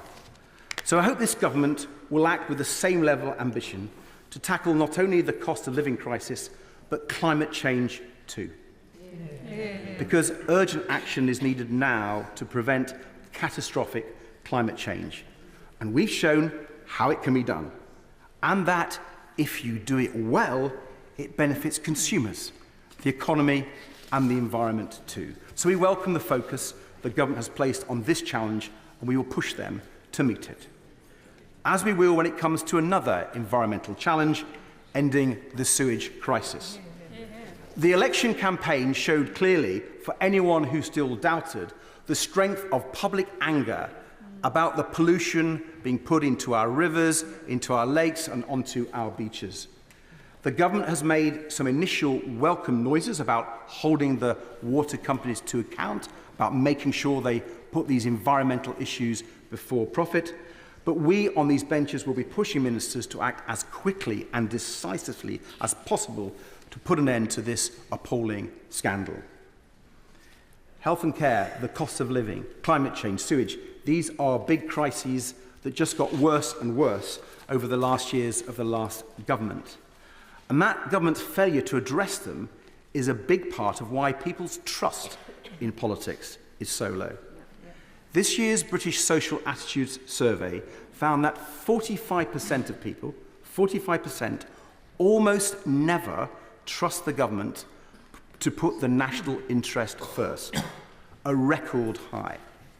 Now, I'm sure I speak for everyone in the House when I hope this government will prove that wrong.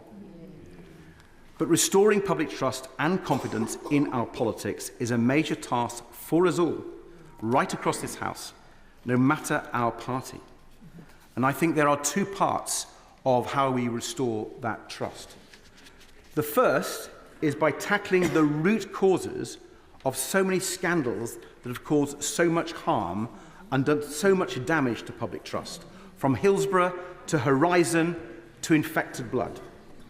We therefore welcome the promised Hillsborough law with its statutory duty of candour on public officials.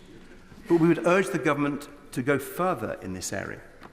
Given the vital role that whistleblowers have played in exposing these scandals, can I urge ministers to look at our proposals for stronger protections for whistleblowers, including a new office of the whistleblower?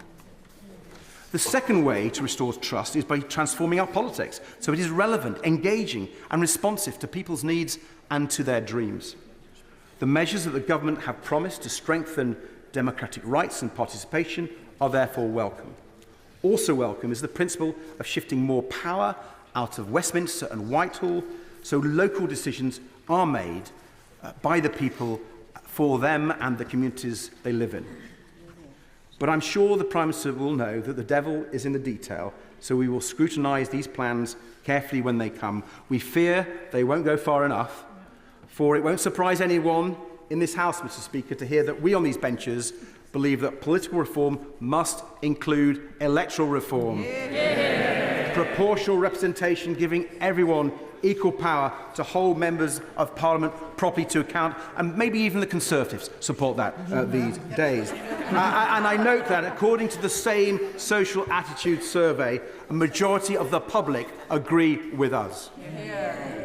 Mr. Speaker, I've focused on many big domestic challenges facing us, but I want to conclude by touching on the enormous, challenging international picture too. From Vladimir Putin's appalling war in Ukraine to the dreadful conflict in Israel and Gaza, with the terrible humanitarian catastrophe there and hostages still being held by Hamas, these are tumultuous times indeed. They demand that we work together with our allies through international institutions. And yes, that means working constructively with our European neighbours. To rebuild the ties of trust, trade and friendship with our European friends, so badly damaged by the Conservatives. As Liberals, we believe that the UK can be an incredible force for good when we stand tall on the world stage, championing the vital British values of democracy, liberty, human rights and the rule of law. So when the government does that, they will have our full support. Mr. Speaker, I would like to close by paying tribute to those on the front lines of that effort, our armed forces, deployed around the world, whether securing NATO's flanks in Eastern Europe, combating Daesh terrorists in the Middle East, or supporting peacekeeping missions in Africa. They serve our country with incredible courage and professionalism, and we all owe them an eternal debt. Dame Meg Hillier. Thank you, Mr. Speaker. And Mr. Speaker, it's a pleasure to follow the honourable gentleman, the member for Kingston and Surbiton, but I have to confess... Just round that.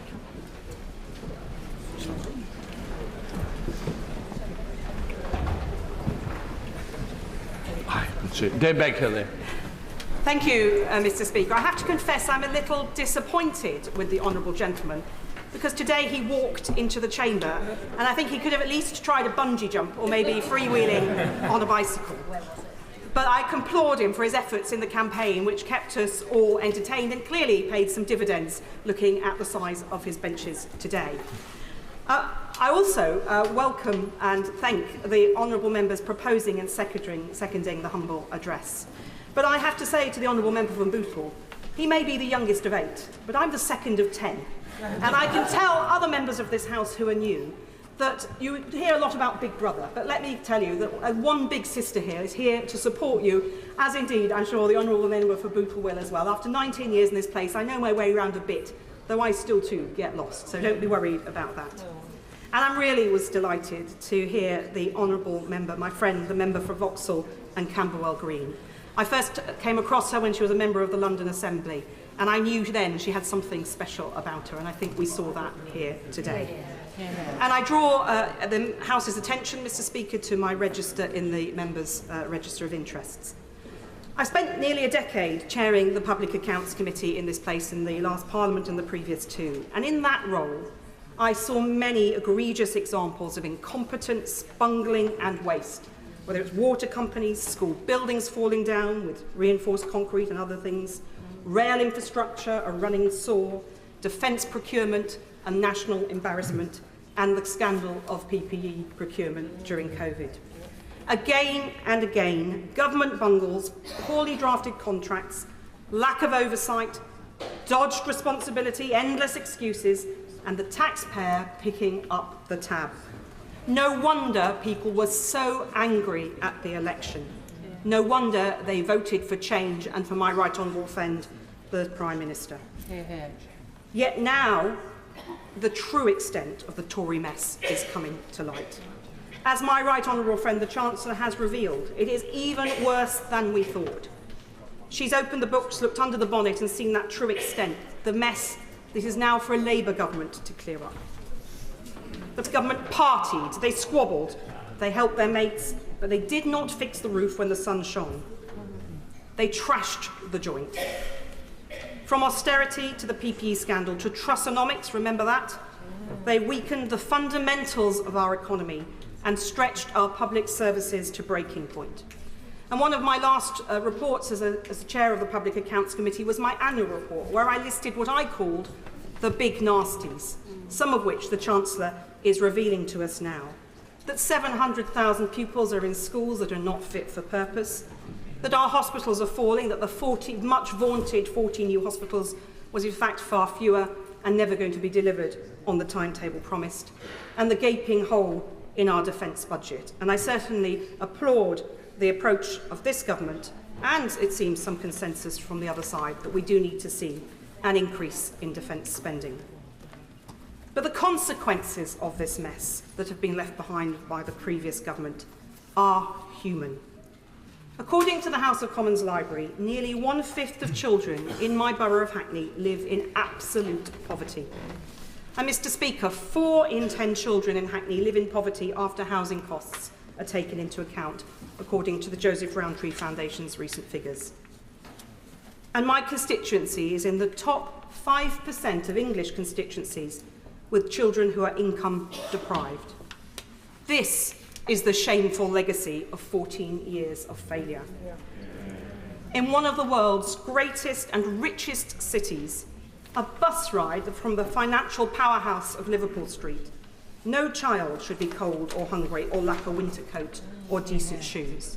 Schools in Hackney have kit rooms for the children who turn up without the requisite uniform and lend it for the day in return for a token like their Oyster card. And no parent should be having to skip meals to feed their kids, which is what's happening too often in Hackney and elsewhere in the country. No child should be arriving at school with a rumbling tummy, which is why I welcome the breakfast clubs we already have in Hackney and the fact that one of the first acts of this Labour government will be to make sure that every child in primary school has a decent breakfast. And when we talk about stagnant wages, low productivity, flattening growth, lack of investment in skills and schools, and the abolition of Sure Start and the gig economy, there is this human cost. Right now, in a Hackney school, there is a hungry child whose huge potential is being wasted, whose opportunities are stunted and whose life chances are hobbled. And a lot of people, when I first arrived in this place 19 years ago, I had to tell people about the good things going on in Hackney because people had written off my borough as a poor and deprived area where things didn't happen. Now people think of the Shoreditch hipster, the tech companies, the city fringe. But underneath that, there is this huge poverty and this opportunity being stunted for our children. And this is the mess that this government now has to clear up. And another example of this is the housing crisis. A safe, warm, affordable place to live should be and is a basic right. We all need a roof over our heads before we can do anything else in our life, whether it be study or work or bring up our families. And yet after 14 years, my constituents face a housing crisis, whatever the tenure. The median household income in Hackney is just under £36,500 a year, according to Hackney Council. Yet the median house price in my constituency is £610,000, and this has doubled since 2010. This means, for those of you who haven't caught up on the maths yet, that a house costs more than 16 times the median household income. And the average first-time buyer in Hackney paid just under £600,000, according to the Land Registry. Over £500,000 for a first-time buyer. Well, that's not most first-time buyers, is it? That's the lucky few who've got help on either a very good job or help from the bank of mum and dad or other family members. I don't deny them that help, but that should be an opportunity available to all. It is utterly ridiculous that we're in this situation. Young professionals with double incomes are simply unable to afford a deposit to get a place of their own, being stuck often with family members into their 30s. Forcing people into a rented accommodation with no security of tenure, rents so high that there is no spare money to save to get on the housing ladder. And according to the Public Accounts Committee's work, around 13% of privately rented properties pose a serious threat to health. That's 589,000 properties. So landlords are getting the rent, but landing their tenants in hospital with lung diseases, mental illness or physical injury. And the Public Accounts Committee estimated, and I hope the Chancellor's pricking her ears up on this, that this costs the NHS £340 million a year. So this makes the broader point. Economic inefficiency, child poverty, the housing crisis, and failing public services all cost us more money. The economics of decline is an expensive business. But, and we see a hope now with this Labour government, investment in jobs, homes, schools, skills, roads, the NHS, tackling crime, save the public money down the line. Hear, hear, hear. And as I was very often saying as chair of the Public Accounts Committee when I had the honour of holding that role, a penny of waste is theft from working people's pockets. Hear, hear, hear. And a fair economy is also an efficient economy. So, Mr. Speaker, I really, really warmly welcome the measures contained in this Labour King's speech. How nice it is to say those words after 14 years. And the move as well, since the 5th of July, from my colleagues in the Cabinet, I was about to say the shadow Cabinet, old habits die hard, from colleagues in the Cabinet, Labour Secretaries of State, who've moved into action from the inertia of what went before, means we are on the road to recovery. It's going to be a long haul. But I welcome the measures to support start-ups and tech companies, particularly as I represent Shoreditch, where so many are based. The measures to revive skills, to modernise our health services, particularly prioritising mental health, and get more teachers into Hackney schools, and crucially, to build more affordable homes. And we need many of those homes in inner London, in constituencies like mine, where social housing is the only option for so many people. And only last week at my surgery, a woman came to see me, 4 children in a one-bedroom flat. Her elderly, sick father had had to come to live with them.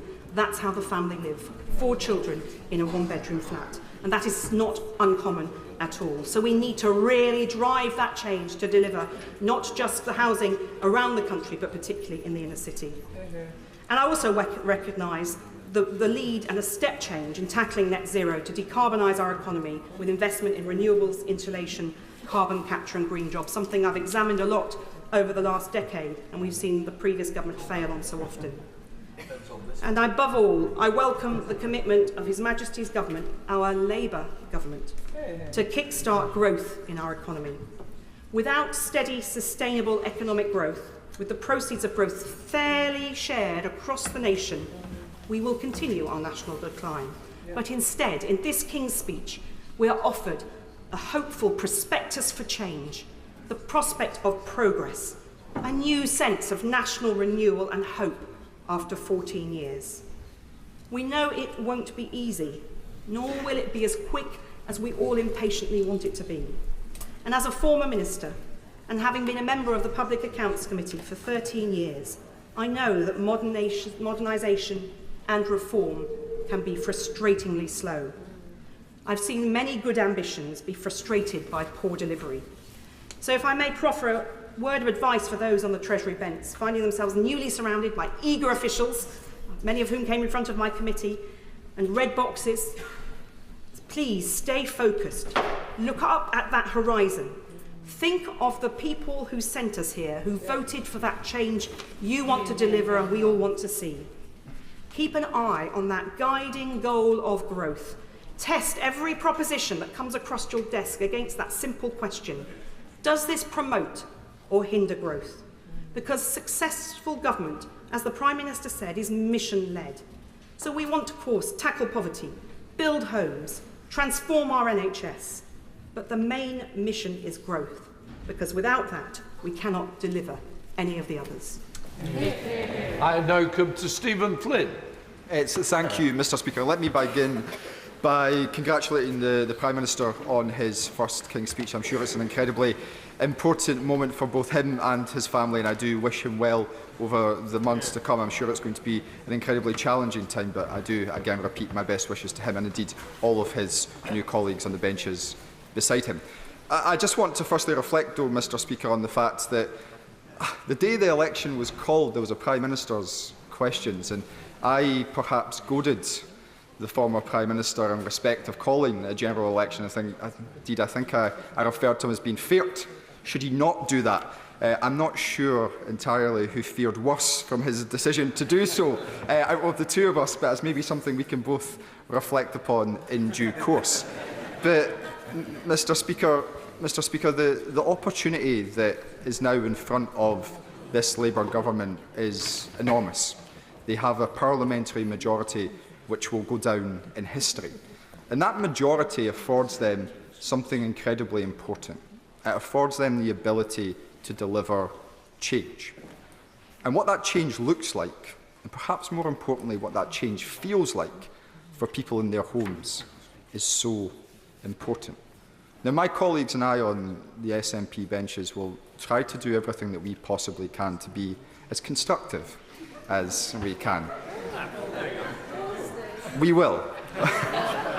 However, I was a little bit disappointed today by not necessarily some of the things that were within the King's speech, but some of those things that weren't. And in that regard, I just want to bring the House's attention to the amendment which my colleagues and I, ably supported by other members from across the chamber, in relation to the two-child benefit cap. This is a policy, an iniquitous, heinous policy, which was introduced by the former Conservative government in 2015. Each and every one of us in this chamber knows that it retains children in poverty. Hundreds of thousands of children across these isles. In Scotland alone, it impacts 27,000 households. It's estimated that 14,000 children would immediately be taken out of poverty were it to be scrapped. But it was not mentioned in the government's programme for government today. Instead, all we have heard is that a task force is going to be created. No time frame for that task force, no indication of when that task force will conclude, and all the while those children will remain in poverty. Surely it should be the bare minimum expectation of a Labour government to seek to do everything it possibly can immediately to lift children out of poverty. I'm particularly interested in the views of Scottish members of Parliament from the Labour Party in this regard. I would be delighted to give way. Could he explain to the House why the SNP government in Scotland, who have the power to do so, have not? I would be more than happy to enlighten the honourable gentleman in that regard, because as he knows, in the UK we have reserved policies and we have devolved policies. Some 70% of welfare policies are reserved to this Parliament. Now, what the Scottish Government has sought to do over recent years is to mitigate the worst excesses of the Conservatives. Some £800 million worth of money that we could spend on other things, we choose to mitigate Tory policies, including, of course, the likes of the bedroom tax. And I'm sure the honourable gentleman opposite me would be very keen to see his own front bench mitigate and end that particular policy. But we do that within the confines of the financial remit set, in large part, by this place. And if the honourable gentleman is suggesting, as indeed I'm sure some of his Scottish colleagues would agree with, that the Scottish Government should mitigate this place, then he should outline, as they should, where that money should come from. Should it come from Scotland's NHS? Should it come from our schools? Should it come from our police? Should it come from our young people's budget? The reality is that the constraints placed upon Scotland by this place do not afford us the opportunity to mitigate. And quite frankly, I find it absurd and deeply disingenuous to suggest that the remit of Scotland's Parliament should be to mitigate Westminster. Our horizons should be so much greater than that. So I would return to the point that I was making, that Labour members in Scotland supposedly agree with the Scottish National Party that the two-child cap should and must be scrapped. So how will they vote? Will they follow the lead of their Prime Minister in London, or will they follow the lead of the leader in Scotland, and indeed respect the views of the people that they were sent here to represent? But of course, whilst my disappointment is very much great in that regard, there is one area where I hope the Prime Minister can put a smile on my face, and that's in relation to GB Energy. Because I'm moderately surprised that we haven't had an announcement yet that is due to be headquartered in Aberdeen. Perhaps, of course, in the Aberdeen South constituency that I represent. Indeed, Aberdeen and Grampian Chamber of Commerce hired a van today which has been patrolling the streets outside Parliament, calling for it to come home. And that is the only time I will ever use those words, and it should come home, Mr. Speaker, straight to the energy capital of Europe. But whilst I would welcome its placement in Aberdeen, I also want to see much more detail about what GB Energy is going to deliver. Because if I've read correctly, £8.3 billion cumulatively over the course of the next 5 years will go towards GB Energy, some £1.6 billion each and every year. Well, one hydro pump storage project in Scotland would almost blow that entire budget apart. We know that GB Energy isn't going to sell energy. We know that it's not going to distribute energy. We appear to know it's not going to generate energy. It's suggested that it will be an investment vehicle for projects to go forward. But if it's going to be capped at £1.6 billion per year, I have to question the ambition of members opposite. How does that deliver the change that is required? The change which they previously agreed to would actually require some £28 billion each and every year. What a contrast! What a contrast to the ambitions that they once had. And of course, net zero is going to be absolutely crucial to our economic future, the growth and prosperity that we all want to see. But ultimately, that growth can only also come about through productivity. And I would like to hear more from an incoming Labour government, a government which now has a significant majority, as to what they are going to do to reverse some of the policies of the Conservative Party in relation to migration.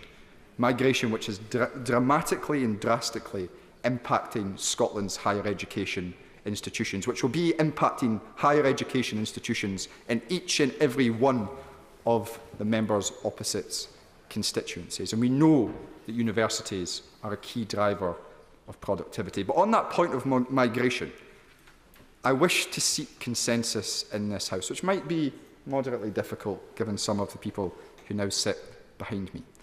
We need to stand up and be bold and brave in the face of those who seek to demonise migration, who seek to other those people who come and work in our public sector and in our private sector, who care for us in our hospitals and who teach our children. We should be seeking to increase migration, to increase our economic output and to grow our economy and indeed to enhance our communities. Brave politicians would do that, and I hope that members opposite share that bravery. But of course our economy isn't just about net zero, it's not just about productivity, it's not just about migration, it's also intrinsically linked to our relationship with the European Union. And I look forward to seeing what the government comes forward with in respect of its proposed new relationship with our friends and allies in Europe. We should of course be seeking to rejoin the European single market. We should of course be seeking to rejoin the European Customs Union. It makes sense to all of us. The politicians in this House, they're afraid of doing so. Well, they're going to come to realise that the only way to achieve the aims that they want to achieve is to do just that. So on all those issues and so many more, we will seek to be a voice of reason in this House and to work constructively with members opposite. And I look forward over the coming hours and coming days to hearing their contributions and what they intend to bring to our national discourse as we all try to better improve the lives of the people that we are so fortunate to represent. Thank you, Mr. Speaker. Can I just gently say to members that we've got a lot to get in today, so if we can look to try and keep it below or up to 8 minutes, I'd be very grateful. John MacDonald. Thank you, Mr. Speaker. Can I add my commendations to those of others with regard to the speeches that introduced this debate? I have only one anecdote with regard to the Honourable Member for Bootle, who was in my Treasury team. He's a fan of Shostakovich, and one occasion we went to the Royal Albert Hall to listen to a Shostakovich symphony. It was the symphony that Dmitri Shostakovich upset Stalin by, and it almost cost him his life. But we thought the performance was superb. But there were two grumpy old men in front of us, and at the end of this symphony, one turned to the other and said, "Stalin may have had a point." Enjoyed it. I thought the speeches today were superb. I want to get to the business of the next few days, really, of examining the King's speech. We all come to it. We all come to this House with a mandate from our own constituents, and therefore it's important that we bring to the House the experience of our constituents. And I just say that when the exit poll landed that night, in my community there was almost like a collective breath of relief, a sigh of relief that we are ending 14 years of a Conservative government. Because mine, like many others, and the Honourable Member for Hackney South has said that my community couldn't take any more, to be frank. And like her, I've got 1 in 3 of the children in my constituency are living in poverty. Some of them are living in destitution, according to statistics. I've got a housing crisis. I've got a housing crisis, even though there's 4,000 properties being built in the centre of my constituency, but most of my constituents can't afford them. And those ones that have scraped together and have got a leaseholder access to those properties now being hit by massive increases in service charges, some of them wanting to hand the keys back. I've got rents spiralling out of all control, and I've got slum housing reappearing. The back-to-back has been reinvented in my constituency, where one family will rent the front, another will rent another floor or the back of a normal house. And in terms of employment for my constituency, wages have virtually been frozen for the last 14 years. I've got Heathrow in my constituency. People would fight to get a job at Heathrow because the wages were so good. Not anymore. We're running low-pay campaigns. And insecure work is endemic in my constituency. It was Heathrow that started fire and rehire. It was Heathrow Limited. And the same can be said, we'll all say this, in public services, the NHS in my area is on its knees. I just do not know how the staff have coped. And in terms of teachers, the stress is such that we cannot retain teachers. No matter how committed they are, they don't survive under this sort of pressure. And social care for our areas, well, it's almost non-existent.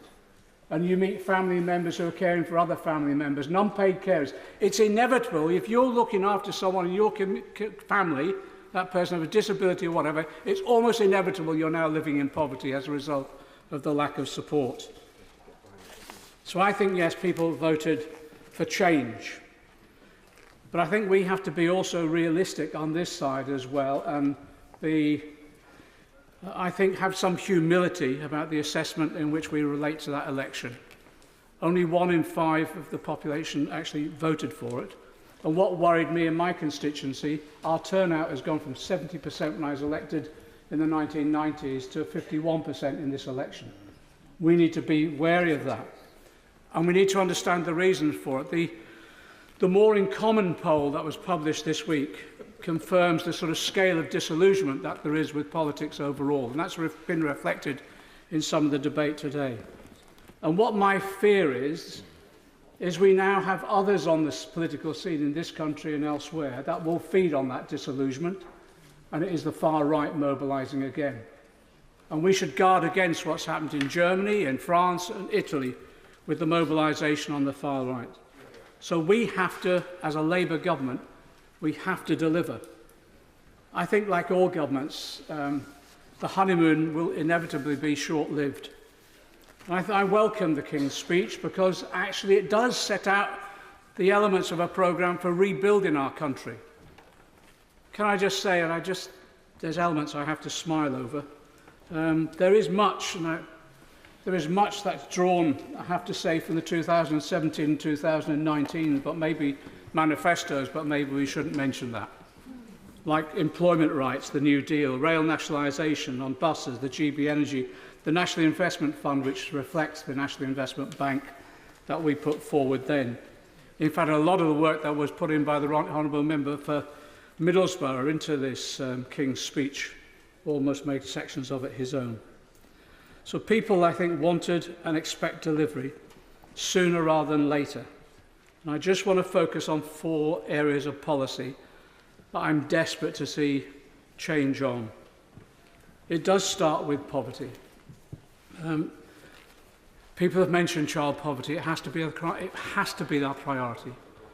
14 million people living in poverty, 4.3 million children, 1 million in destitution. I never thought in my lifetime we'd ever debate destitution again in this House, but destitution there is.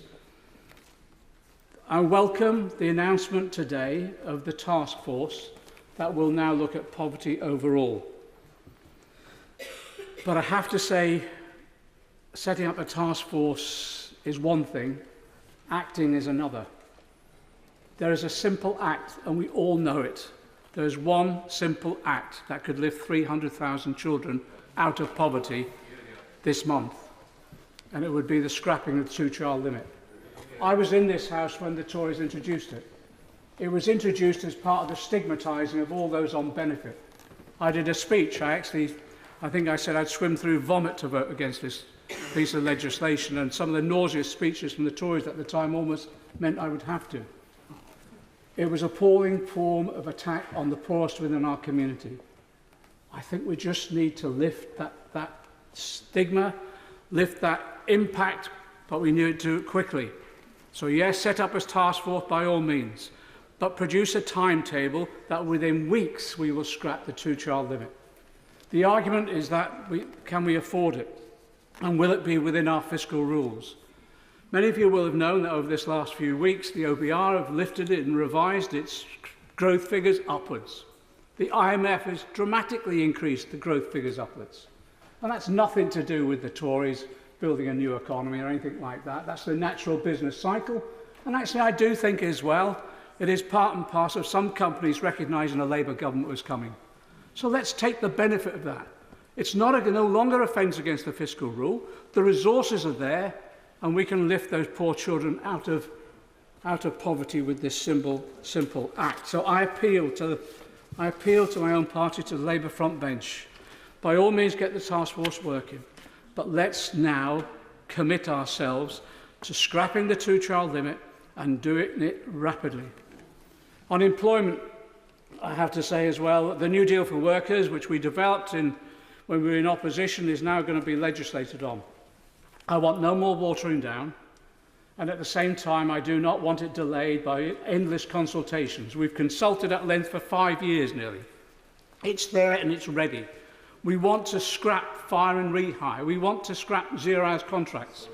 But I tell you also, one of the most important ingredients of that legislation should be the extension of sectoral collective pay bargaining.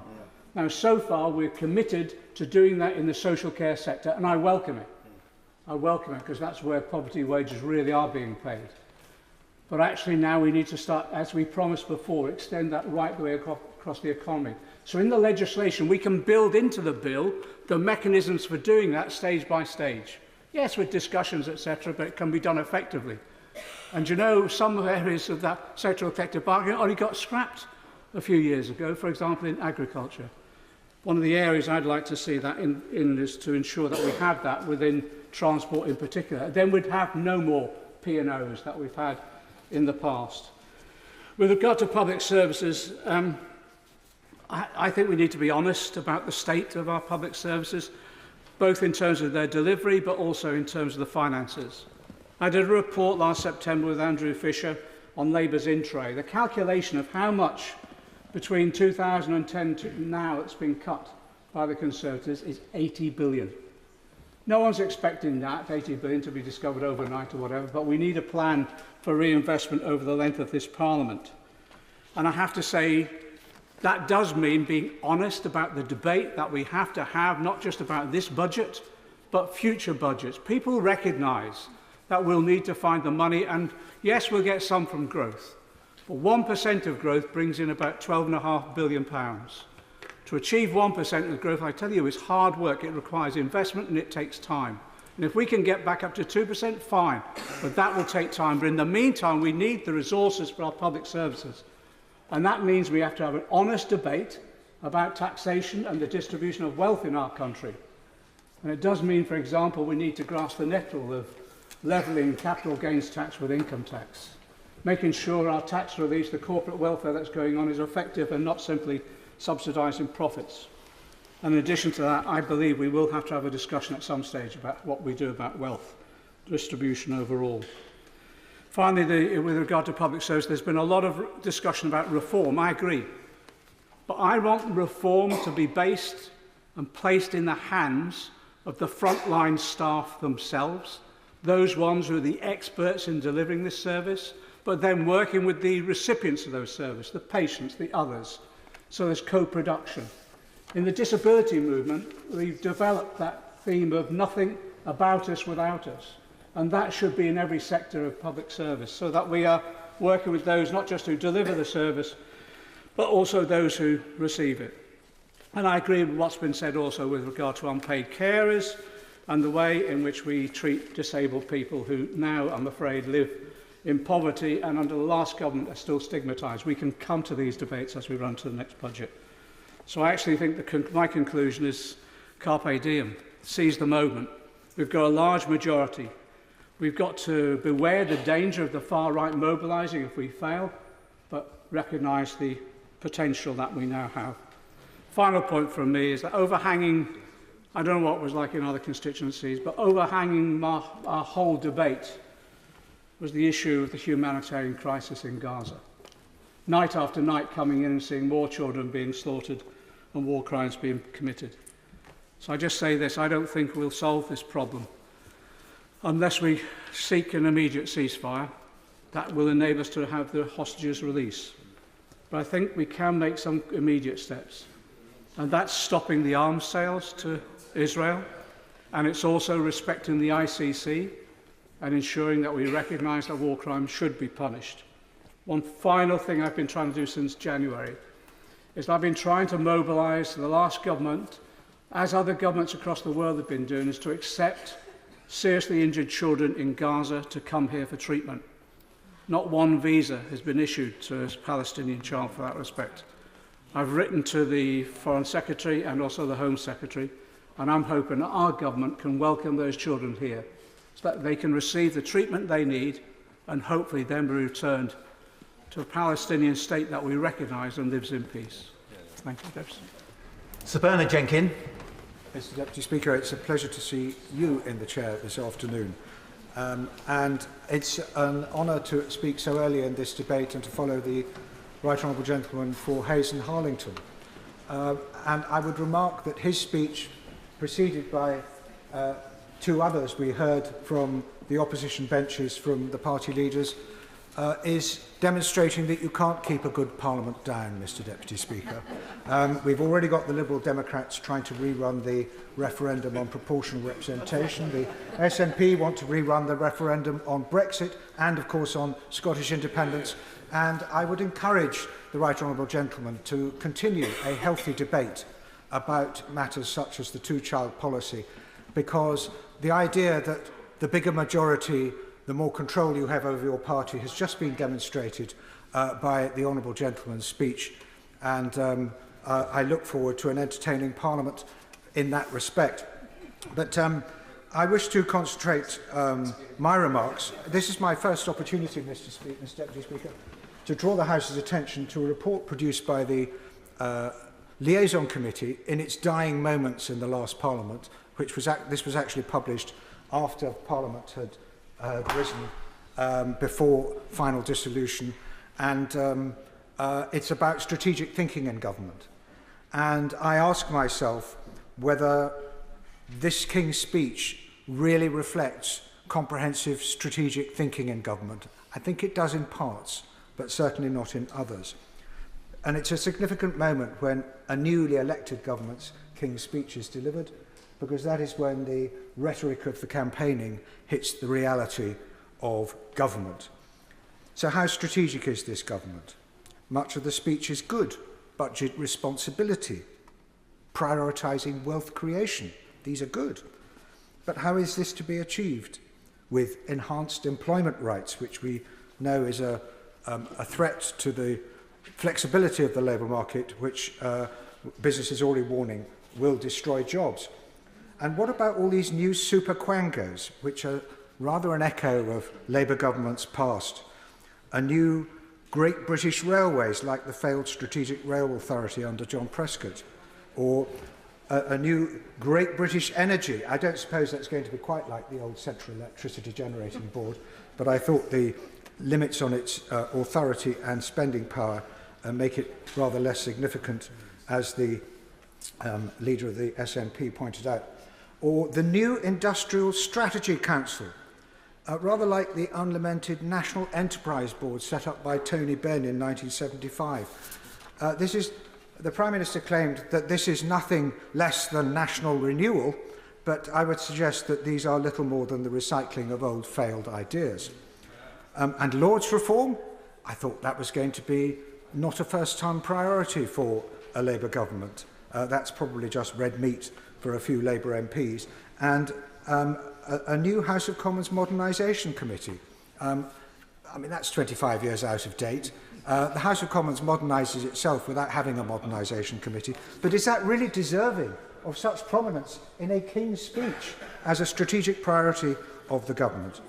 And the government appears deaf to the ironies of its conflicts within its own programme. It talks of greater devolution of decision-making is at the heart of a modern dynamic economy, and I welcome that. But it's only to do things like take control of buses.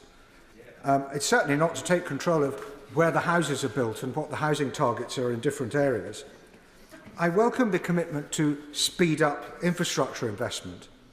And to that extent, I hope the government will welcome the inheritance of the free ports from the previous government, and particularly the one in Harwich and Felixstowe in my constituency, an initiative which the government should be pleased to advance. It has the support of all the political parties in Harwich who are committed to its success. And with the new government's commitment to fund infrastructure, I look forward to meeting the new minister to discuss how we can develop the Bathside Bay to generate industry and jobs for local people. But the Norwich to Tilbury pylons proposal is a less welcome inheritance, I think the government will find. I welcome the government's objective, quotes, to unlock investment in energy infrastructure, but I would like to assist with that, and it does not mean that the government must blindly approve of anything that National Grid produces at first flush and thinks is a good idea. The Norwich to Tilbury pylons proposal has been much in the national news because of the local campaign against the desecration of unspoiled countryside. But this is not opposition for its own sake. the submission which I will be making in response to the present consultation later this week will set out how Norwich to Tilbury's objectives cannot be achieved with the present scheme and can be achieved more quickly and at less lifetime cost than the present Norwich to Tilbury proposals. Despite what the Prime Minister is trying to insist his programme is, it is still dominated by short-term, the tactics of gaining power and retaining it. You heard it in his jibes at the Conservative Party, rather than addressing the fundamental challenges which threaten our national survival, and I put it at no less than that. What are those challenges? They can be summarised as the 6 big Ds. Debt, digitisation, which is transforming the way we live our lives, decarbonisation, deglobalisation, which has thrown globalisation into reverse as a result of the pandemic and as a result of rising international tensions, demographics, which are afflicting every OECD country, and defence. I very much welcome the appointment of Lord Robertson to help oversee a bipartisan defence review. It will find we need to commit far more than 2.5% of GDP to defence to help prevent another major war. And just keep thinking about Ukraine, and I'm very glad that the Prime Minister mentioned it in his remarks. If Russia succeeds in Ukraine, we can say goodbye to European and transatlantic security. One of the findings of the Liaison Committee report on strategic thinking in government is that long-term strategy can only be truly sustained if it lasts across successive parliaments and periodic changes in government. What comes to mind? The continue at sea deterrence, counter-terrorism strategy, the operation of GCHQ, indeed the survival and continuation of the National Health Service or the achievement of net zero. And I hope this government will use its considerable majority to offer to make the radical reforms the NHS needs, for example, by finding the cross-party consent and consensus that will be needed to drive those reforms through, which will undoubtedly create divisions in both parties. And on social care, this government has an unrivalled opportunity finally to tackle the social care question.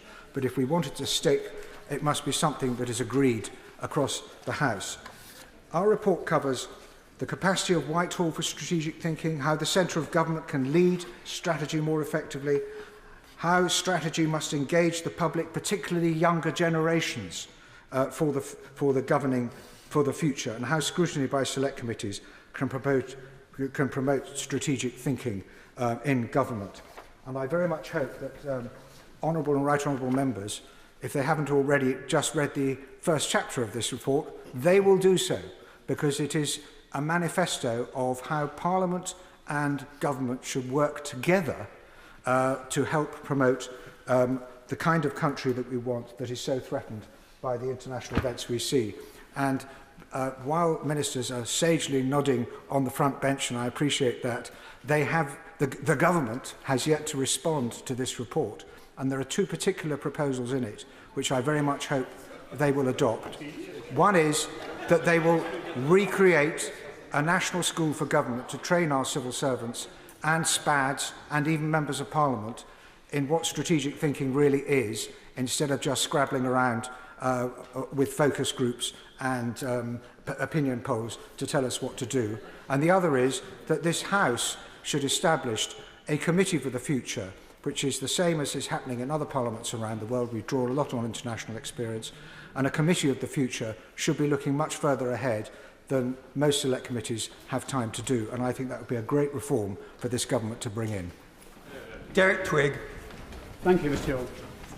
It's a real pleasure to be speaking in the King's Speech debate today, setting out Labour's new programme for governments after 14 years of disastrous Tory governments. It's also an honour for me to be taking part in this debate as the MP for the new constituency of Widnes and Hale Wood, a constituency I was born and bred in. The Prime Minister has made it clear that Labour will be a government of service with a clear mandate to deliver the change the country desperately needs. The King's Speech shows that Labour have a plan to govern with serious solutions. Labour will make difficult decisions needed to fix basic problems facing this country. And I'm really pleased that we've made growth a central plank of government's policy. and of course the development of an incredible industrial strategy. We must also address the serious and long-term problem of productivity that this country has faced, and I hope that the new government will get onto that very, very quickly, because it's something that is a real hold on this country and holding us back.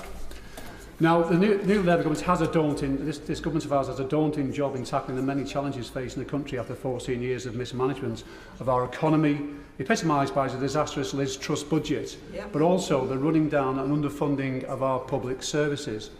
The NHS and social care are in crisis. People are dying because of delays in treatment. Waiting in a corridor in a hospital now is the norm. And local authorities are struggling to remain financially viable. Rather than stick our heads in the sand or pull the wool over people's eyes as the Tories did, Labour will be straight with people about the problems we inherit. The truth is, there isn't a switch we can flick to fix the country's problems overnight. This is a packed King's speech and there's limited time to speak, so I'll focus on just a few areas. I really welcome the decision to bring rail services back into public ownership and improve passenger journeys and deliver better value for taxpayers and establish the Great British Railways. Anyone who's travelled on Avanti West Coast will know of the many, many problems faced over a long period of time now, whether it's the fact that they're late, cancelled, Wi-Fi doesn't work, or they haven't got any hot water, or whatever. There are continual problems. We know it's been a failure, so I welcome the decision on that. On the announcement to implement a Hillsborough law, this is something I think is really, really important, and it'll place a legal duty of candour on public servants and authorities.